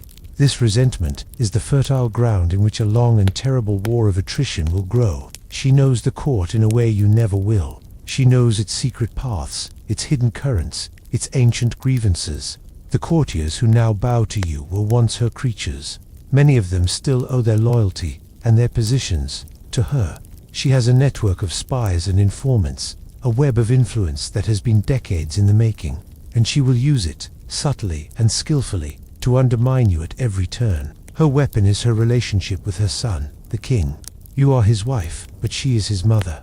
It is a bond forged in blood and time, a bond of primal, irrational power that you can never hope to break. She has a lifetime's worth of knowledge of his weaknesses, his vanities, his insecurities, and she knows how to play upon them like a master musician playing a familiar lute. She will come to you with an air of motherly concern, her voice a soft, gentle murmur. She will offer you advice. My dear, she will say, the king does not care for that color on a woman.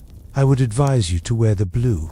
Or, a word of friendly counsel. The Baron de Cousy has a long memory. It would be unwise to show his wife too much favor. The advice always sounds reasonable, helpful, but it is always a trap. It is designed to make you second-guess your own instincts, to make you dependent on her guidance, to control your actions from behind the scenes.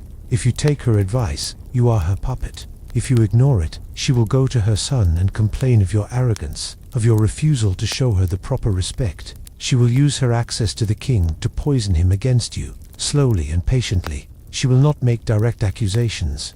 She is too clever for that. She will use insinuation, the carefully chosen word, the concerned sigh. The new queen is so spirited, she might say to him. The word spirited, made to sound like willful and disobedient.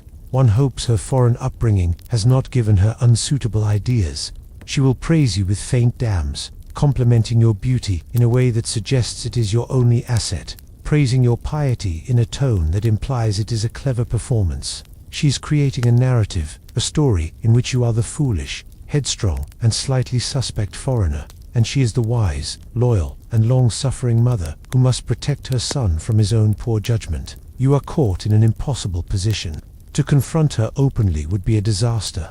It would be to declare war on the king's own mother, an act of shocking disrespect that would horrify the court and turn the king himself against you. You would be seen as an ungrateful, aggressive shrew, and so, you must play her game.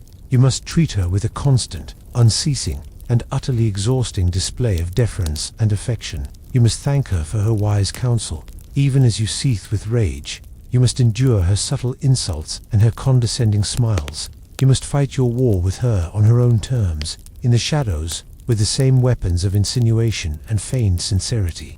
Your relationship becomes a long, complex, and deeply hypocritical dance, a performance for the benefit of the court, while behind the fixed smiles and the polite words, a silent, deadly struggle for power is being waged. This same dynamic is replicated in the generation below you, in your own relationship with your future daughters-in-law. When your own son, the heir you have fought so hard to produce, finally comes of age, a new young princess will arrive at court, a new foreign queen waiting, and you will look at her youth, at her beauty, at her own burgeoning influence over your son, and you will feel a new and terrible emotion. You will feel the first cold stirrings of the same jealousy, the same resentment, the same fierce, protective, and territorial instinct that your own mother-in-law felt towards you. You will see her not as a daughter, but as a rival. You will tell yourself that you are only trying to help her, to guide her. You will offer her your wise counsel. You will warn her about the treacherous nature of the court, but deep down, you will know that you are also trying to control her, to maintain your own influence, to ensure that you are not cast aside and forgotten. You have become the thing you once despised. You have become the Queen Mother. The serpent has swallowed its own tail. The cycle of suspicion and silent warfare, passed down from one generation of royal women to the next, continues, unbroken. This is the cruelest legacy of the court. It does not just imprison you, it corrupts you.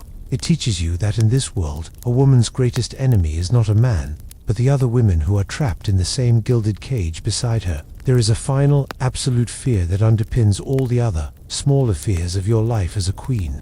It is the fear of the fall, the fear that the great, dizzying height upon which you live is not a solid foundation, but a precarious, crumbling ledge, and that a single misstep, a single shift in the political winds, can send you plunging into the abyss. This is the fear of being declared a traitor, an enemy of the state. It is the fear of the tower, of the trial, and of the final, terrible silence of the executioner's block. Treason is a word with a terrifying elasticity. It is not just the act of taking up arms against the king. For a queen, treason can be a thing of whispers, of thoughts, of the body itself. Your position is uniquely perilous because your very identity is tied to the king. To displease him, to defy him, to fail him, these are not just personal failings.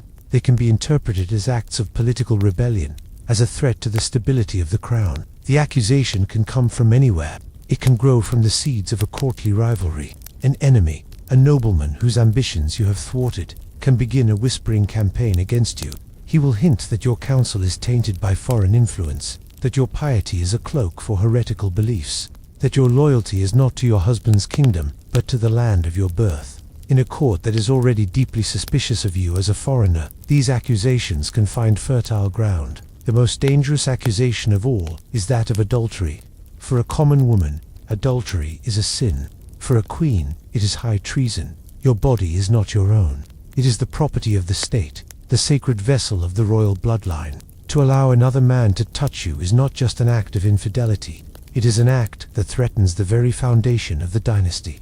It casts doubt on the legitimacy of your children, on the purity of the succession. It is a crime against the entire kingdom. And the terrible truth is, the accusation does not need to be true. It only needs to be believed. A simple, unsubstantiated rumor can be enough. A courtier, seeking to destroy you, can claim to have witnessed an indiscreet conversation, a lingering glance, a secret meeting. In the paranoid, hypervigilant atmosphere of the court, the smallest spark of suspicion can be fanned into a raging inferno. If the king himself turns against you, if you have failed to produce an heir, if he desires another woman, if he comes to see you as a political liability, then your fate is sealed. The accusation of adultery is the perfect weapon, the ideal pretext for your removal. It is a charge that is both shocking enough to turn public opinion against you and almost impossible to disprove.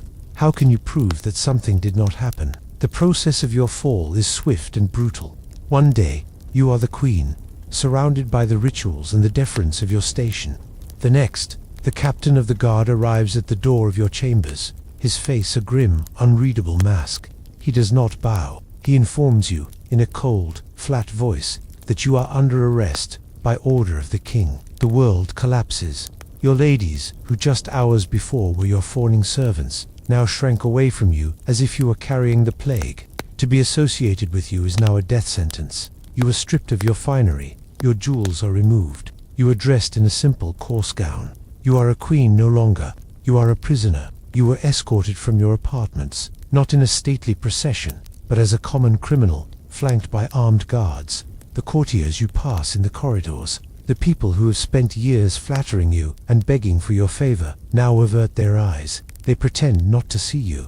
You have been cast out. You are already a ghost. The destination is the tower. It is a place of legend, a place whispered about in hushed, fearful tones. It is the great stone heart of the kingdom's power, a fortress, a palace, and a prison. To enter it as a prisoner is to know that you are unlikely ever to leave it alive. You are led through a series of gates, the sound of each one clanging shut behind you, a note of increasing finality. You are taken to your cell. It is a small, cold, stone room, high up in one of the towers. There is a narrow slit for a window, a pile of straw for a bed, and a bucket for your waste. The contrast with the opulent chambers you have just left is so profound, so shocking, that it feels like a form of madness. The days that follow are a slow, grinding torment of uncertainty and fear. The silence is the worst part. After a lifetime spent in a world of constant noise and human presence, the profound, echoing silence of the cell is a form of torture. It leaves you alone with your own terrifying thoughts. Then comes the trial. It is not a trial to determine your guilt or innocence. It is a piece of political theater, a public ritual designed to legitimize a decision that has already been made. You are brought before a panel of judges, the great nobles of the realm. These are men you know, men who have dined at your table, men who have sworn oaths of loyalty to you. Now, they sit in judgment, their faces cold and impassive. The evidence against you is a tissue of lies, a collection of coerced confessions and fantastical rumors. Men you have never even spoken to are brought forward to testify to secret meetings, to treasonous conversations. Your own ladies, your former companions, are brought to the stand, their faces pale with terror, and they will say whatever they have been told to say to save their own lives. They will speak of your indiscretions, of your foreign ways, of your unqueenly behavior. Every small, innocent act of your life is taken, twisted, and presented as proof of your guilt. You are not allowed to speak in your own defense. You are a woman, and your testimony is considered worthless. You can only listen as the web of lies is woven around you, a verbal shroud that will soon become your literal one. The verdict is a foregone conclusion. You are found guilty. The sentence is death. You are taken back to your cell. There is no more uncertainty. There is only the waiting. You spend your last night in prayer, your confessor with you. For the first time, perhaps in your entire life, your confession is real. You unburden your soul of all its fears, its resentments, its sorrows. You make your peace with God, the only king whose judgment now matters. On the morning of your execution, you are woken before dawn. You are allowed to dress in a simple, dark gown. You are led from your cell, out into the cold morning air of the Tower Green. A scaffold has been erected, a stark, black platform of raw wood. It is surrounded by a small, silent crowd of official witnesses. You walk towards it, your steps steady. This is your final performance, and you are determined to play your part with the dignity of a queen. You climb the few wooden steps. You stand upon the platform. You look out, for the last time, at the world of men. You are expected to make a speech. You speak, your voice clear and steady in the quiet air. You do not protest your innocence. To do so would be futile, and would be seen as a sign of a rebellious spirit.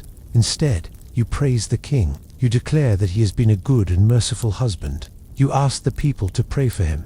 You forgive your accusers. You commend your soul to God. It is the final and most profound act of hypocrisy of your entire life. You kneel. The executioner, a specialist brought over from France, who uses a sword instead of a clumsy axe, asks for your forgiveness. You give it. You tie your hair up to expose your neck.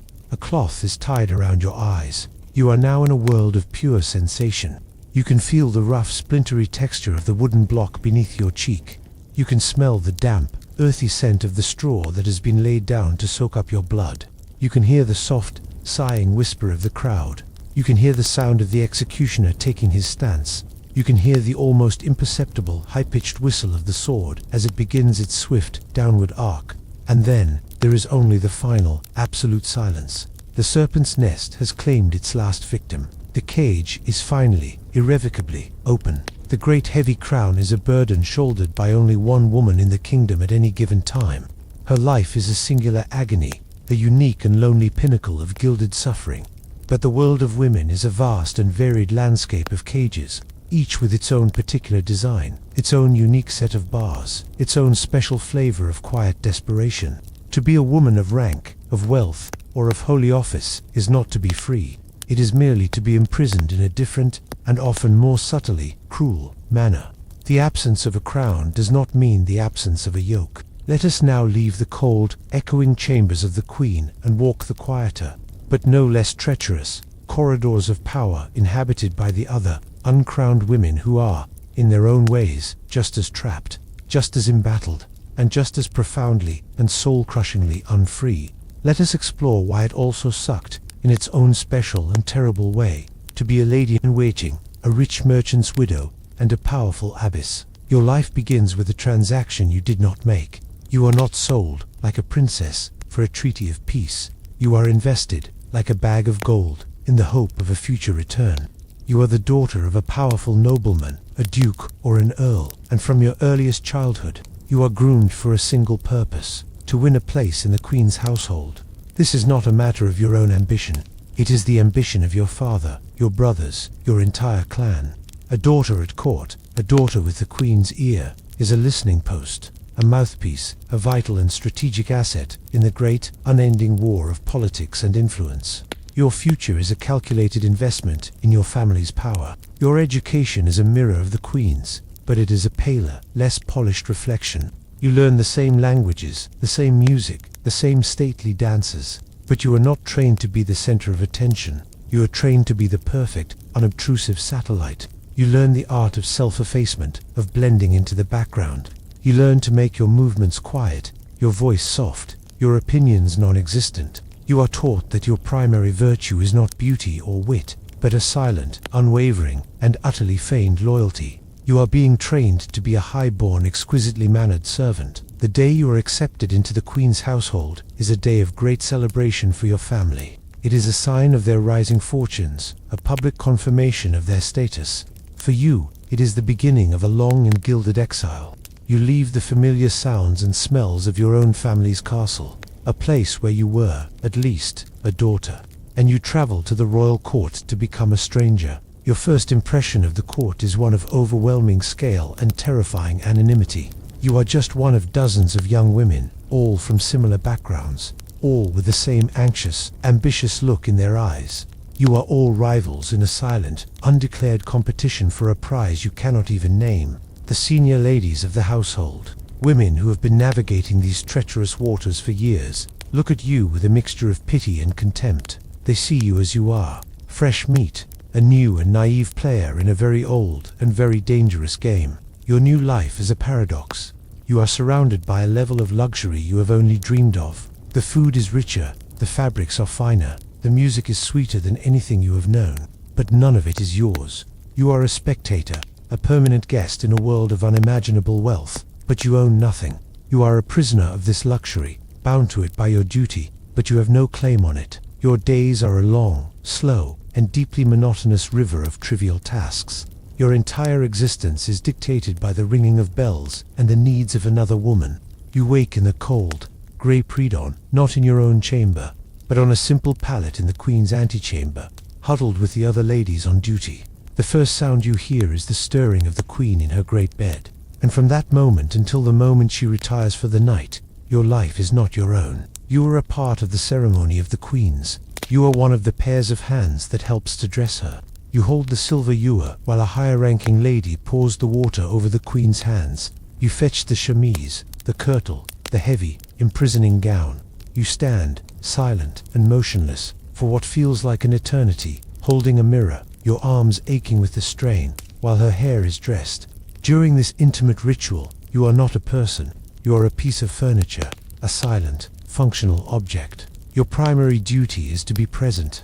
You are part of the queen's retinue, the human scenery that surrounds her and signifies her importance. You stand behind her chair for hours during the long, tedious meals in the great hall. The smell of the roasted meats makes your own stomach rumble with hunger, but you must not eat until she has finished. The endless, droning conversations of the men at the high table wash over you, a meaningless tide of words about politics and war. You must maintain a look of pleasant, intelligent interest, while your mind is screaming with a boredom so profound it is a form of physical agony. Your feet, in their thin, fashionable slippers, swell and ache on the cold stone floor. Your back becomes a single, solid column of pain. But you cannot shift your weight. You cannot sigh. You cannot show any sign of your discomfort. You are a statue, and your only purpose is to be beautiful and silent. You are her companion in her private chambers. You read to her from books of romance and poetry, your voice a low, steady, and uninflected drone, designed to be a soothing background noise. You play cards with her, a game whose outcome is a matter of complete indifference to you. You are expected to be a good loser, but not too good, lest you seem to be patronizing her. You play the lute for her, the same sad, courtly tunes you have practiced your entire life. Your most important and most dangerous role is that of a conversational partner. The queen is a lonely woman, and she needs someone to talk to. But this is not a conversation between friends. It is a minefield. Every word you speak is weighed and measured. You must be amusing, but not too witty, lest you seem to be showing off. You must be sympathetic, but not too familiar, lest you breach the sacred protocol that separates you. You must be informative, offering her the choicest morsels of court gossip, but you must be careful that the gossip is not too damaging, not too controversial. You are her window onto the world of the court, but you must be careful to curate the view, to show her only what you want her to see, what your family wants her to see. You become a master of the neutral, non-committal response. You learn to smile and nod, to make small, encouraging sounds, while your mind is racing, analyzing her every word for its hidden meaning, for its political implications. Is her complaint about the king a sign of a genuine rift, or is it a passing mood? Is her praise for a certain nobleman a sign of her favor, or is it a trap, designed to see if you will agree? You are her confidant, but you know that your confidence is a fragile and conditional thing. A single, careless word, a single misjudgment could be reported back to your father, or to the queen's enemies, with disastrous consequences. You are a spy, whether you want to be or not. The very intimacy of your position makes it so. This life of honorable servitude is a slow and subtle form of annihilation. You have no private life. You have no time to yourself. You sleep, eat, and breathe according to the rhythms of another person's existence. Your own desires, your own ambitions, your own thoughts and feelings must be suppressed, buried so deep that you begin to forget they ever existed. You are a mirror, and your only function is to reflect the image of the queen. The danger is that, after years of this, you may look into the mirror and find that there is no one there at all. You are not expected to remain a lady-in-waiting for your entire life. Your position at court is not a career, it is a stepping stone. It is the second great investment your family has made in you. Your presence at court, your proximity to the center of power, makes you one of the most eligible and most desirable unmarried women in the kingdom. You are not just a servant in the queen's household. You are a prize filly in the most exclusive and most ruthless marriage market in the world. Your every action is observed and judged by the ambitious men of the court, and by their equally ambitious fathers. Your grace in the dance, your skill with the lute, your piety in the chapel, your wit in conversation, all of these are not just personal attributes, they are selling points. You are on permanent display, and you are constantly being appraised. The court is a seething mass of young, unmarried men. There are the great heirs, the sons of the most powerful dukes and earls, whose marriages are matters of high politics. There are the younger sons, the men with noble blood but no land, who are desperately seeking a wealthy heiress to secure their own fortunes.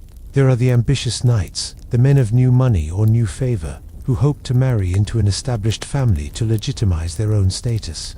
They are all peacocks, strutting and displaying their feathers for your benefit, and for the benefit of the other ladies of the court. The courtship rituals are a complex and deeply artificial game. A young man will not approach you directly. He will write you a poem, a piece of overwrought verse, comparing your eyes to stars and your lips to roses. He will sigh loudly whenever you pass. He will challenge another man to a joust in your honor, tying your scarf to his helmet. It is all a beautiful, elaborate, and almost entirely meaningless performance. The language of courtly love is a code, a way of expressing ambition in the guise of romance. When a man declares his undying devotion to you, he is not speaking of his love for you, the woman. He is speaking of his desire for your dowry, for your family's connections, for the political advantage that a marriage to you would bring. You are expected to play your part in this game. You must be coy, you must be demure, you must never show your own preference too openly. You must reward your suitors with small, calculated favors, a smile, a dance, a piece of embroidery that you have worked on yourself. To encourage a suitor is to give him hope, to signal to the court that he is a serious contender. To refuse a dance, or to accept a gift from one man but not another, is a public and often deeply insulting rejection. You are walking a tightrope of flirtation and diplomacy, and a single misstep can create a bitter and lasting enmity. The true negotiations are happening behind the scenes, in the same cold, stone rooms where your own future was once decided. Your father is in constant communication with the fathers of your potential suitors. They are haggling, they are bargaining, they are treating you like a piece of property. a merger of two great family corporations. They are discussing the size of your dowry, the terms of the marriage contract, the political and financial advantages of the union. Your own feelings on the matter are the last and least important consideration. You may find yourself developing a genuine affection for one of your suitors. He may be handsome, or witty, or kind. You may enjoy his conversation. You may feel a strange and unfamiliar fluttering in your chest when he looks at you. This is the most dangerous thing that can possibly happen to you. To fall in love is to lose your objectivity. It is to introduce a wild, unpredictable, and entirely irrelevant emotion into a cold, hard, and practical calculation. If the man you favor is not the man your father has chosen for you, your affection is a liability. It is a weakness that will be used against you.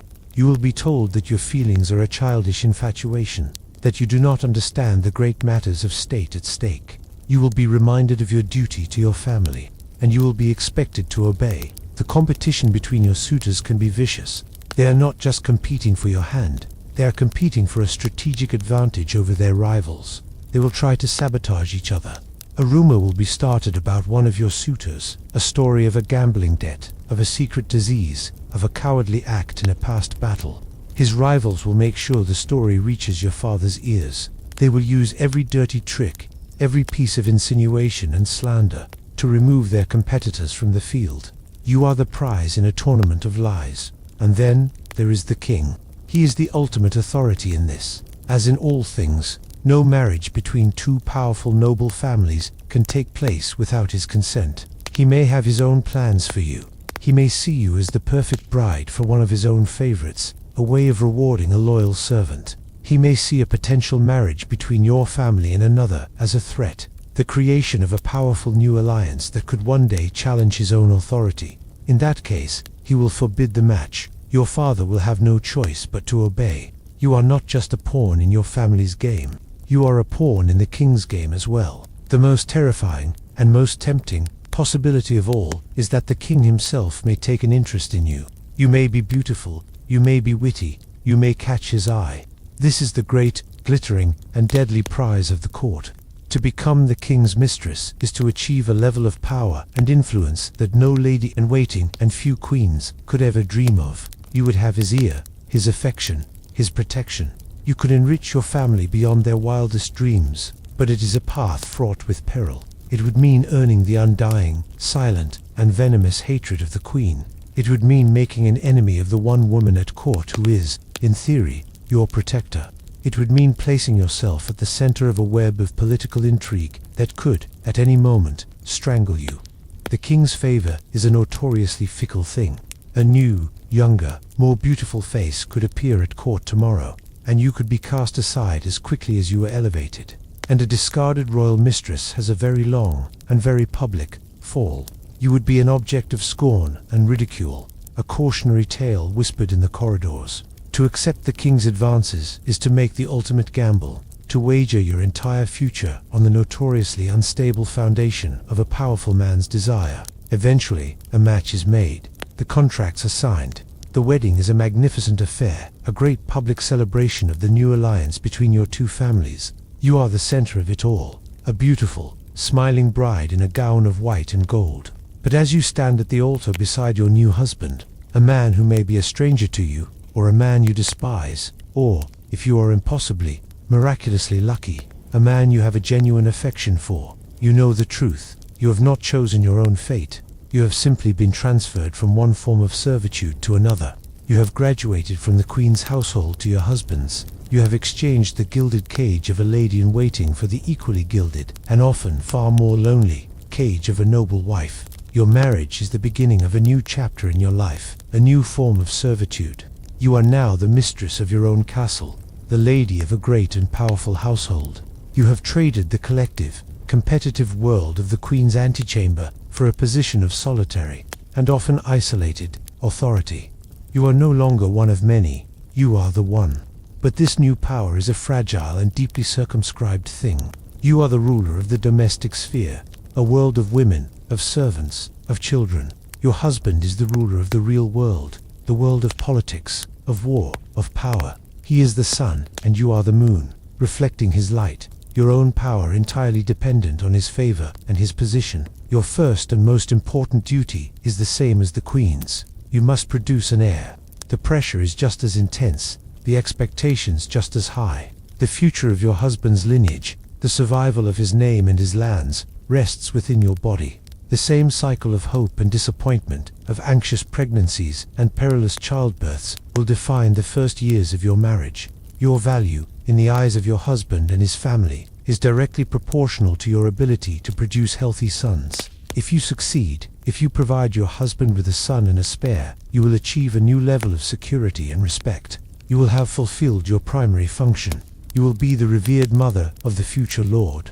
Your position, for a time, will be unassailable. This is the golden age of your life. Your children are young. Your husband is, perhaps, still attentive. You are the undisputed mistress of your domain.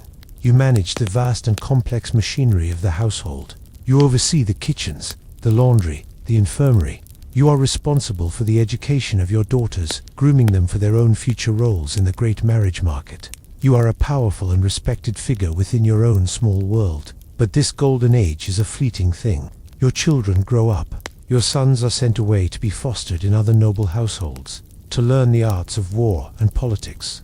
Your daughters are married off and sent away to their new lives, just as you were. Your great, bustling household falls quiet.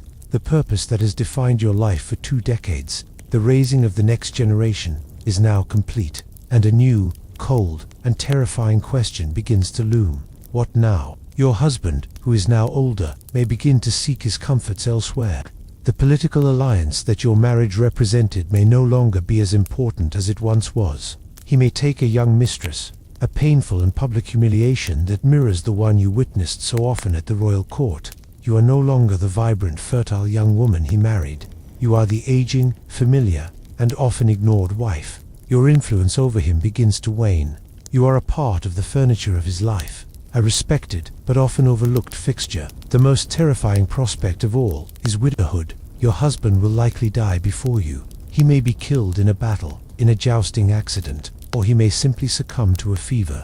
His death is a cataclysm that shatters your world.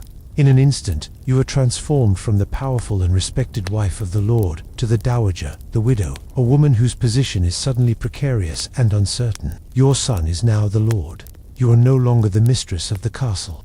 That title now belongs to your son's young wife, the new lady, and you may find yourself locked in the same bitter, silent struggle for power and influence with your daughter-in-law that you once witnessed between the queen and the queen mother. You are now the old guard, the symbol of the past, and she is the future. She will want to make her own mark on the household, to change the old ways, to install her own people in positions of authority. Every change she makes will feel like a personal attack, a deliberate erasure of your own legacy. The law is not on your side. Your dower, the portion of your husband's estate that was set aside to support you in your widowhood, is often a source of bitter conflict. Your son, the new lord, may feel that it is too generous, that it is draining the resources of the estate. He may try to reduce it, to reclaim some of the lands. You may be forced into a humiliating and painful legal battle with your own child. You are now a woman without a clear role. You are a figure of respect, but you have no real power. You are a ghost at the feast, a reminder of a bygone era. Your days are long and empty. The great, purposeful bustle of your middle years is gone, replaced by a quiet, monotonous routine of prayer and needlework. You watch the next generation, your grandchildren, and you see the same cycle beginning all over again. You see your granddaughters being groomed for the same marriage market, your grandsons for the same world of masculine power. You are a success story. You have done everything that was asked of you. You are a dutiful daughter, a successful lady-in-waiting, a fertile wife, a respected mother, and your reward, at the end of it all, is this long, slow, and gentle decline into irrelevance.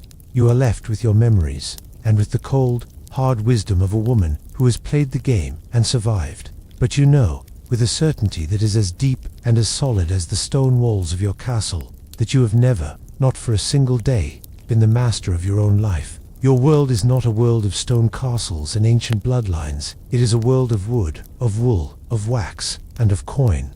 Your husband was not a lord. He was a merchant, a burgess of a thriving, jostling, and stinking town. He was a man of substance, a man whose wealth was not in land, but in goods, in ships, in warehouses, and in the intricate, invisible web of credit and debt that was the lifeblood of his trade.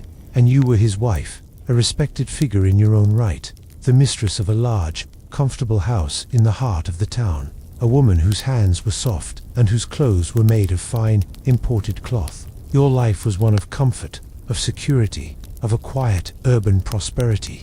And then, one day, the flux, or a sudden fever, or a fall on a slippery cobblestone, takes him from you, and in the space of a single, terrible week, your entire world is turned upside down. You are no longer a wife, you are a widow, and you are, for the first time in your life, a woman of property. This is not a liberation. It is a terrifying and profoundly dangerous state of being. The grief is a real and physical thing, a great, hollow ache in your chest. But you are not allowed the luxury of a long and private mourning. From the moment the funeral bells have ceased their tolling, a new reality begins to press in on you. You are now the head of the household. You are the executrix of your husband's will. You are the inheritor of his business. You, a woman, are now in possession of a fortune that makes you a figure of immense interest to every ambitious, greedy, and predatory man in the town. Your husband's world was a fiercely masculine one. The world of the Guildhall, of the counting house, of the docks, was a place where women were not welcome. You understood the rhythms of his business in a domestic way. You knew when the ships were due from Flanders, because it meant a period of frantic activity in the warehouse. You knew when the great wool fair at Stourbridge was approaching, because it meant your husband would be away for weeks. But you do not know the details. You do not know the names of all his agents, the terms of his contracts, the precise state of his ledgers. And now, you must learn quickly. His apprentices, the young men who have been training under him, are now your responsibility. They are also your first and most immediate threat. They may be loyal, or they may see your widowhood as an opportunity. They may try to cheat you, to falsify the accounts, to siphon off goods from the warehouse. They will treat you with a new, condescending form of respect, explaining the business to you in simple, patronizing terms, as if you were a child. Their help is a form of control, an attempt to take over the business from within. His rivals in the trade, the other great merchants of the town, are even more dangerous. They were his competitors in life. In his death, they become redditors. They will descend upon you like vultures. They will offer to buy his stock at a fraction of its true value, telling you that you are lucky to get such a generous offer, that the business will surely fail without a man at its head. They will try to poach his best customers. They will spread rumors in the Guildhall that his business is on the verge of collapse, that his debts are greater than his assets. They are trying to create a panic, to force you into a desperate sale, to pick the bones of the enterprise your husband spent his entire life building. Even his own family can become your enemy. His brothers, his cousins, his nephews, they will appear at your door, their faces a mask of false sympathy. They will question the terms of the will. They will suggest that your husband could not have been in his right mind when he wrote it. They will argue that the business, the family's legacy, should rightfully pass to a man of the family, not to his widow. They will see you not as a grieving relative, but as an obstacle, an unnatural woman who stands between them and what they believe to be their rightful inheritance. You are now engaged in a war on multiple fronts, a war for which you are completely unprepared. You must learn to read a ledger, to understand the complex language of contracts and bills of lading. You must learn to project an aura of confidence and authority that you do not feel. You must learn to be suspicious of everyone, to question every piece of advice, to see the hidden motive behind every offer of help. You must, in short, learn to be a man in a world that is designed to crush a woman who dares to act like one. Your greatest asset, your wealth, is also your greatest vulnerability. A rich, unattached widow is an anomaly, a disruption of the natural order, and the world will immediately set about trying to correct this anomaly in the only way it knows how, by marrying you off as quickly as possible. The siege begins almost before your husband's body is cold in the ground. You are no longer seen as a grieving widow. You are seen as a prize, the most valuable heiress in the town. The suitors come from all directions. There are the young, ambitious apprentices who see a marriage to you as a shortcut to becoming the master of the guild. There are the rival merchants, men of your own age, who see a union with you as a way to merge to great businesses, to create a commercial empire.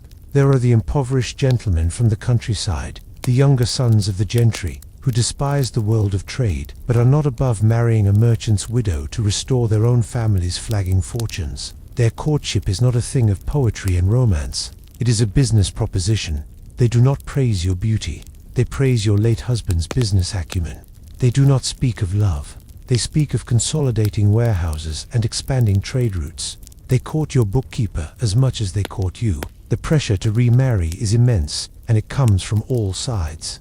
The guild will pressure you, arguing that it is for the good of the town's economy that your husband's business be placed back under the stable control of a man. The church will pressure you, the priest reminding you that it is not good for a woman to be alone, that your soul is vulnerable to temptation without the guidance of a husband. Your own family will pressure you, terrified that you will be cheated out of your inheritance if you remain single. You are trapped. To remain a widow is to continue the exhausting, lonely, and relentless battle to protect your property in a world that is institutionally hostile to you. It is to live a life of constant vigilance and suspicion, a life where you can trust no one. But to remarry is to surrender your newfound, terrifying freedom. It is to hand over the control of your fortune, your business, your very life, to another man. And you have no guarantee that this new man will be a kind and capable husband like your first. He may be a fool who will squander your fortune on gambling and bad investments. He may be a tyrant who will resent your knowledge of the business and seek to humiliate and control you. He may be a fortune hunter who, once he has secured your wealth, will treat you with a cold and contemptuous indifference. The choice is not between freedom and security. It is between two different kinds of prisons. You must choose your jailer. You assess your suitors with the cold, dispassionate eye of a merchant appraising a bolt of cloth. You do not look for a man who will make your heart beat faster. You look for a man who is a shrewd businessman, a man whose reputation is solid, a man who is more interested in a partnership than in a conquest. It is a grim, unsentimental, and deeply lonely calculation. You make your choice. The marriage contract is a long and complex document, and you, with your newfound and hard-won knowledge, will fight for every clause that protects a small measure of your own property, that guarantees a certain income for yourself. The wedding is a quiet, sober affair, more of a business merger than a celebration of love. And as you stand beside your new husband, a man who is a stranger, you feel a profound and bitter sense of loss. You have survived. You have protected your inheritance. But in order to do so, you have had to erase yourself, to surrender your own name and your own hard-won authority, and to once again become simply and safely a wife. You did not choose this life. It was chosen for you. You are the third daughter of a nobleman, a girl whose face is plain, whose dowry is small, whose marriage prospects are therefore deemed to be poor. You are a surplus child, a drain on the family's resources, and so, a different kind of marriage is arranged for you. You are to become a bride of Christ. You are to be given to the church, an honorable and pious solution to the problem of your own existence. The day you enter the convent is the day your old life ends. It is a funeral for your own future. You are stripped of your fine clothes, the silks and the velvets of your worldly life. Your hair, your one vanity, is cut short, a ritualistic shearing that signifies your renunciation of the world. You are dressed in a habit of rough, undyed wool, a coarse, scratchy garment that feels like a shroud. You take your vows: poverty, chastity, and obedience in a long, solemn ceremony. The words are a death sentence to your own will, your own desires, your own body. You have become a nun. You have entered a prison from which there is no escape, a prison whose walls are built of prayer and whose bars are made of piety. Life in the convent is a life of bells. The bells wake you in the deep, cold blackness of the night for the first service of vigils. They call you from your work to the chapel, again and again, throughout the day. They are the relentless, iron-tongued tyrants that govern your every moment. Your life is a long, slow, and deeply monotonous rhythm of prayer and labor. You work in the scriptorium, your back aching, your eyes straining in the dim light as you copy religious texts, your fingers cramped and stained with ink. You work in the herb garden, your hands chapped and dirty from the cold earth. You work in the infirmary, tending to the sick and the dying, the air thick with the smell of disease and herbal remedies. The work is hard, and it is unending. The community of women you live with is not a warm, supportive sisterhood. It is a reflection of the same hierarchical, competitive world you left behind. Only now, the currency is not beauty or wealth, but piety. There is a fierce, silent competition to be seen as the most devout, the most humble, the most obedient. A sister who spends an extra hour in prayer, who fasts more rigorously than is required, is both admired and resented. Her piety is a silent rebuke to your own spiritual failings. The convent is a hotbed of small jealousies, of whispered criticisms, of sanctimonious judgment. You are a prisoner of your own sex. You live in a world without men, but it is a world that is utterly dominated and controlled by them. The convent is ruled, from a distance, by the bishop. He must approve all of your major decisions. He can overrule your choices. The priest who comes to hear your confessions, to administer the sacraments, is a man. He holds the keys to your salvation. You have renounced the world of men, but you have not escaped their power. Years pass, decades. You have survived. You have found a kind of peace in the relentless routine, a quiet purpose in the life of prayer and work. Your piety is no longer a performance. It has become a genuine, if weary, habit of the soul. You have risen through the ranks of the convent, your quiet competence and your lack of ambition mistaken for wisdom. And then, the old abbess dies, and the sisters, in their chapter meeting, elect you to be their new mother. The election is not a triumph, it is a catastrophe. It is the imposition of a crown you never wanted, a burden of leadership you never sought. You are now the abbess, the ruler of this small, isolated kingdom of women. And you discover, very quickly, that you have inherited not a peaceful sanctuary, but a hornet's nest of worldly problems. You are no longer just a nun. You are a great feudal landholder. The abbey owns vast tracts of land, several farms, a mill, and a forest. You are now responsible for managing this great estate. You must deal with the tenants, who are constantly complaining about the rents or the state of their roofs. You must hire and oversee a reeve and a bailiff, men who are your employees but who often resent taking orders from a woman.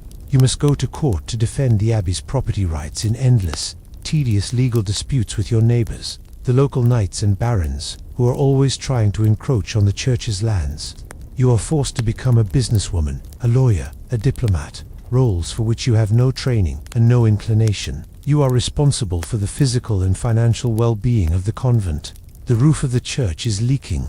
The wall of the cloister is crumbling. The price of wool has fallen, and the abbey's main source of income is threatened. You spend your days not in peaceful contemplation, but in a state of constant low-grade anxiety about money, about repairs, about the 1,000 practical mundane problems of running a large and decaying institution. But your greatest burden is the care of the souls that have been entrusted to you. Your nuns are not all saints.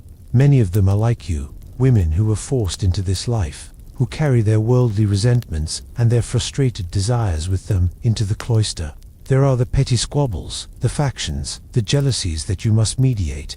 There is the sister who is prone to fits of melancholy, who must be coaxed and comforted. There is the sister who is rebellious and defiant, who constantly tests the limits of your authority. There is the sister who has formed a passionate and forbidden attachment to another nun, a relationship that threatens the good order and the reputation of the entire community. You are their mother, their judge, their confessor. They come to you with their spiritual doubts, their temptations, their small, sad sins. You must listen to their stories. You must offer them guidance. You must absorb their pain and their anxiety. The weight of all these troubled souls is a heavy, crushing burden. You are supposed to be their spiritual guide, but you are beset by your own doubts, your own weariness, your own profound sense of inadequacy. You are a powerful woman. You are the absolute ruler of your own small domain, but your power has brought you no peace. It has only brought you an endless series of worldly problems and spiritual burdens. You sit in your cold stone office, the abbey's account books open before you, and you listen to the distant sound of the sisters chanting in the chapel. You remember the simple, mindless, and profoundly peaceful life of the ordinary nun, a life of obedience and of no responsibility, and you would give anything, anything at all, to go back. You have escaped the prison of your father's house, only to become the warden of a much larger, colder, and more troublesome one. Your life of quiet contemplation is over. Your long, slow martyrdom of leadership has just begun. It is time to rest. Sleep well.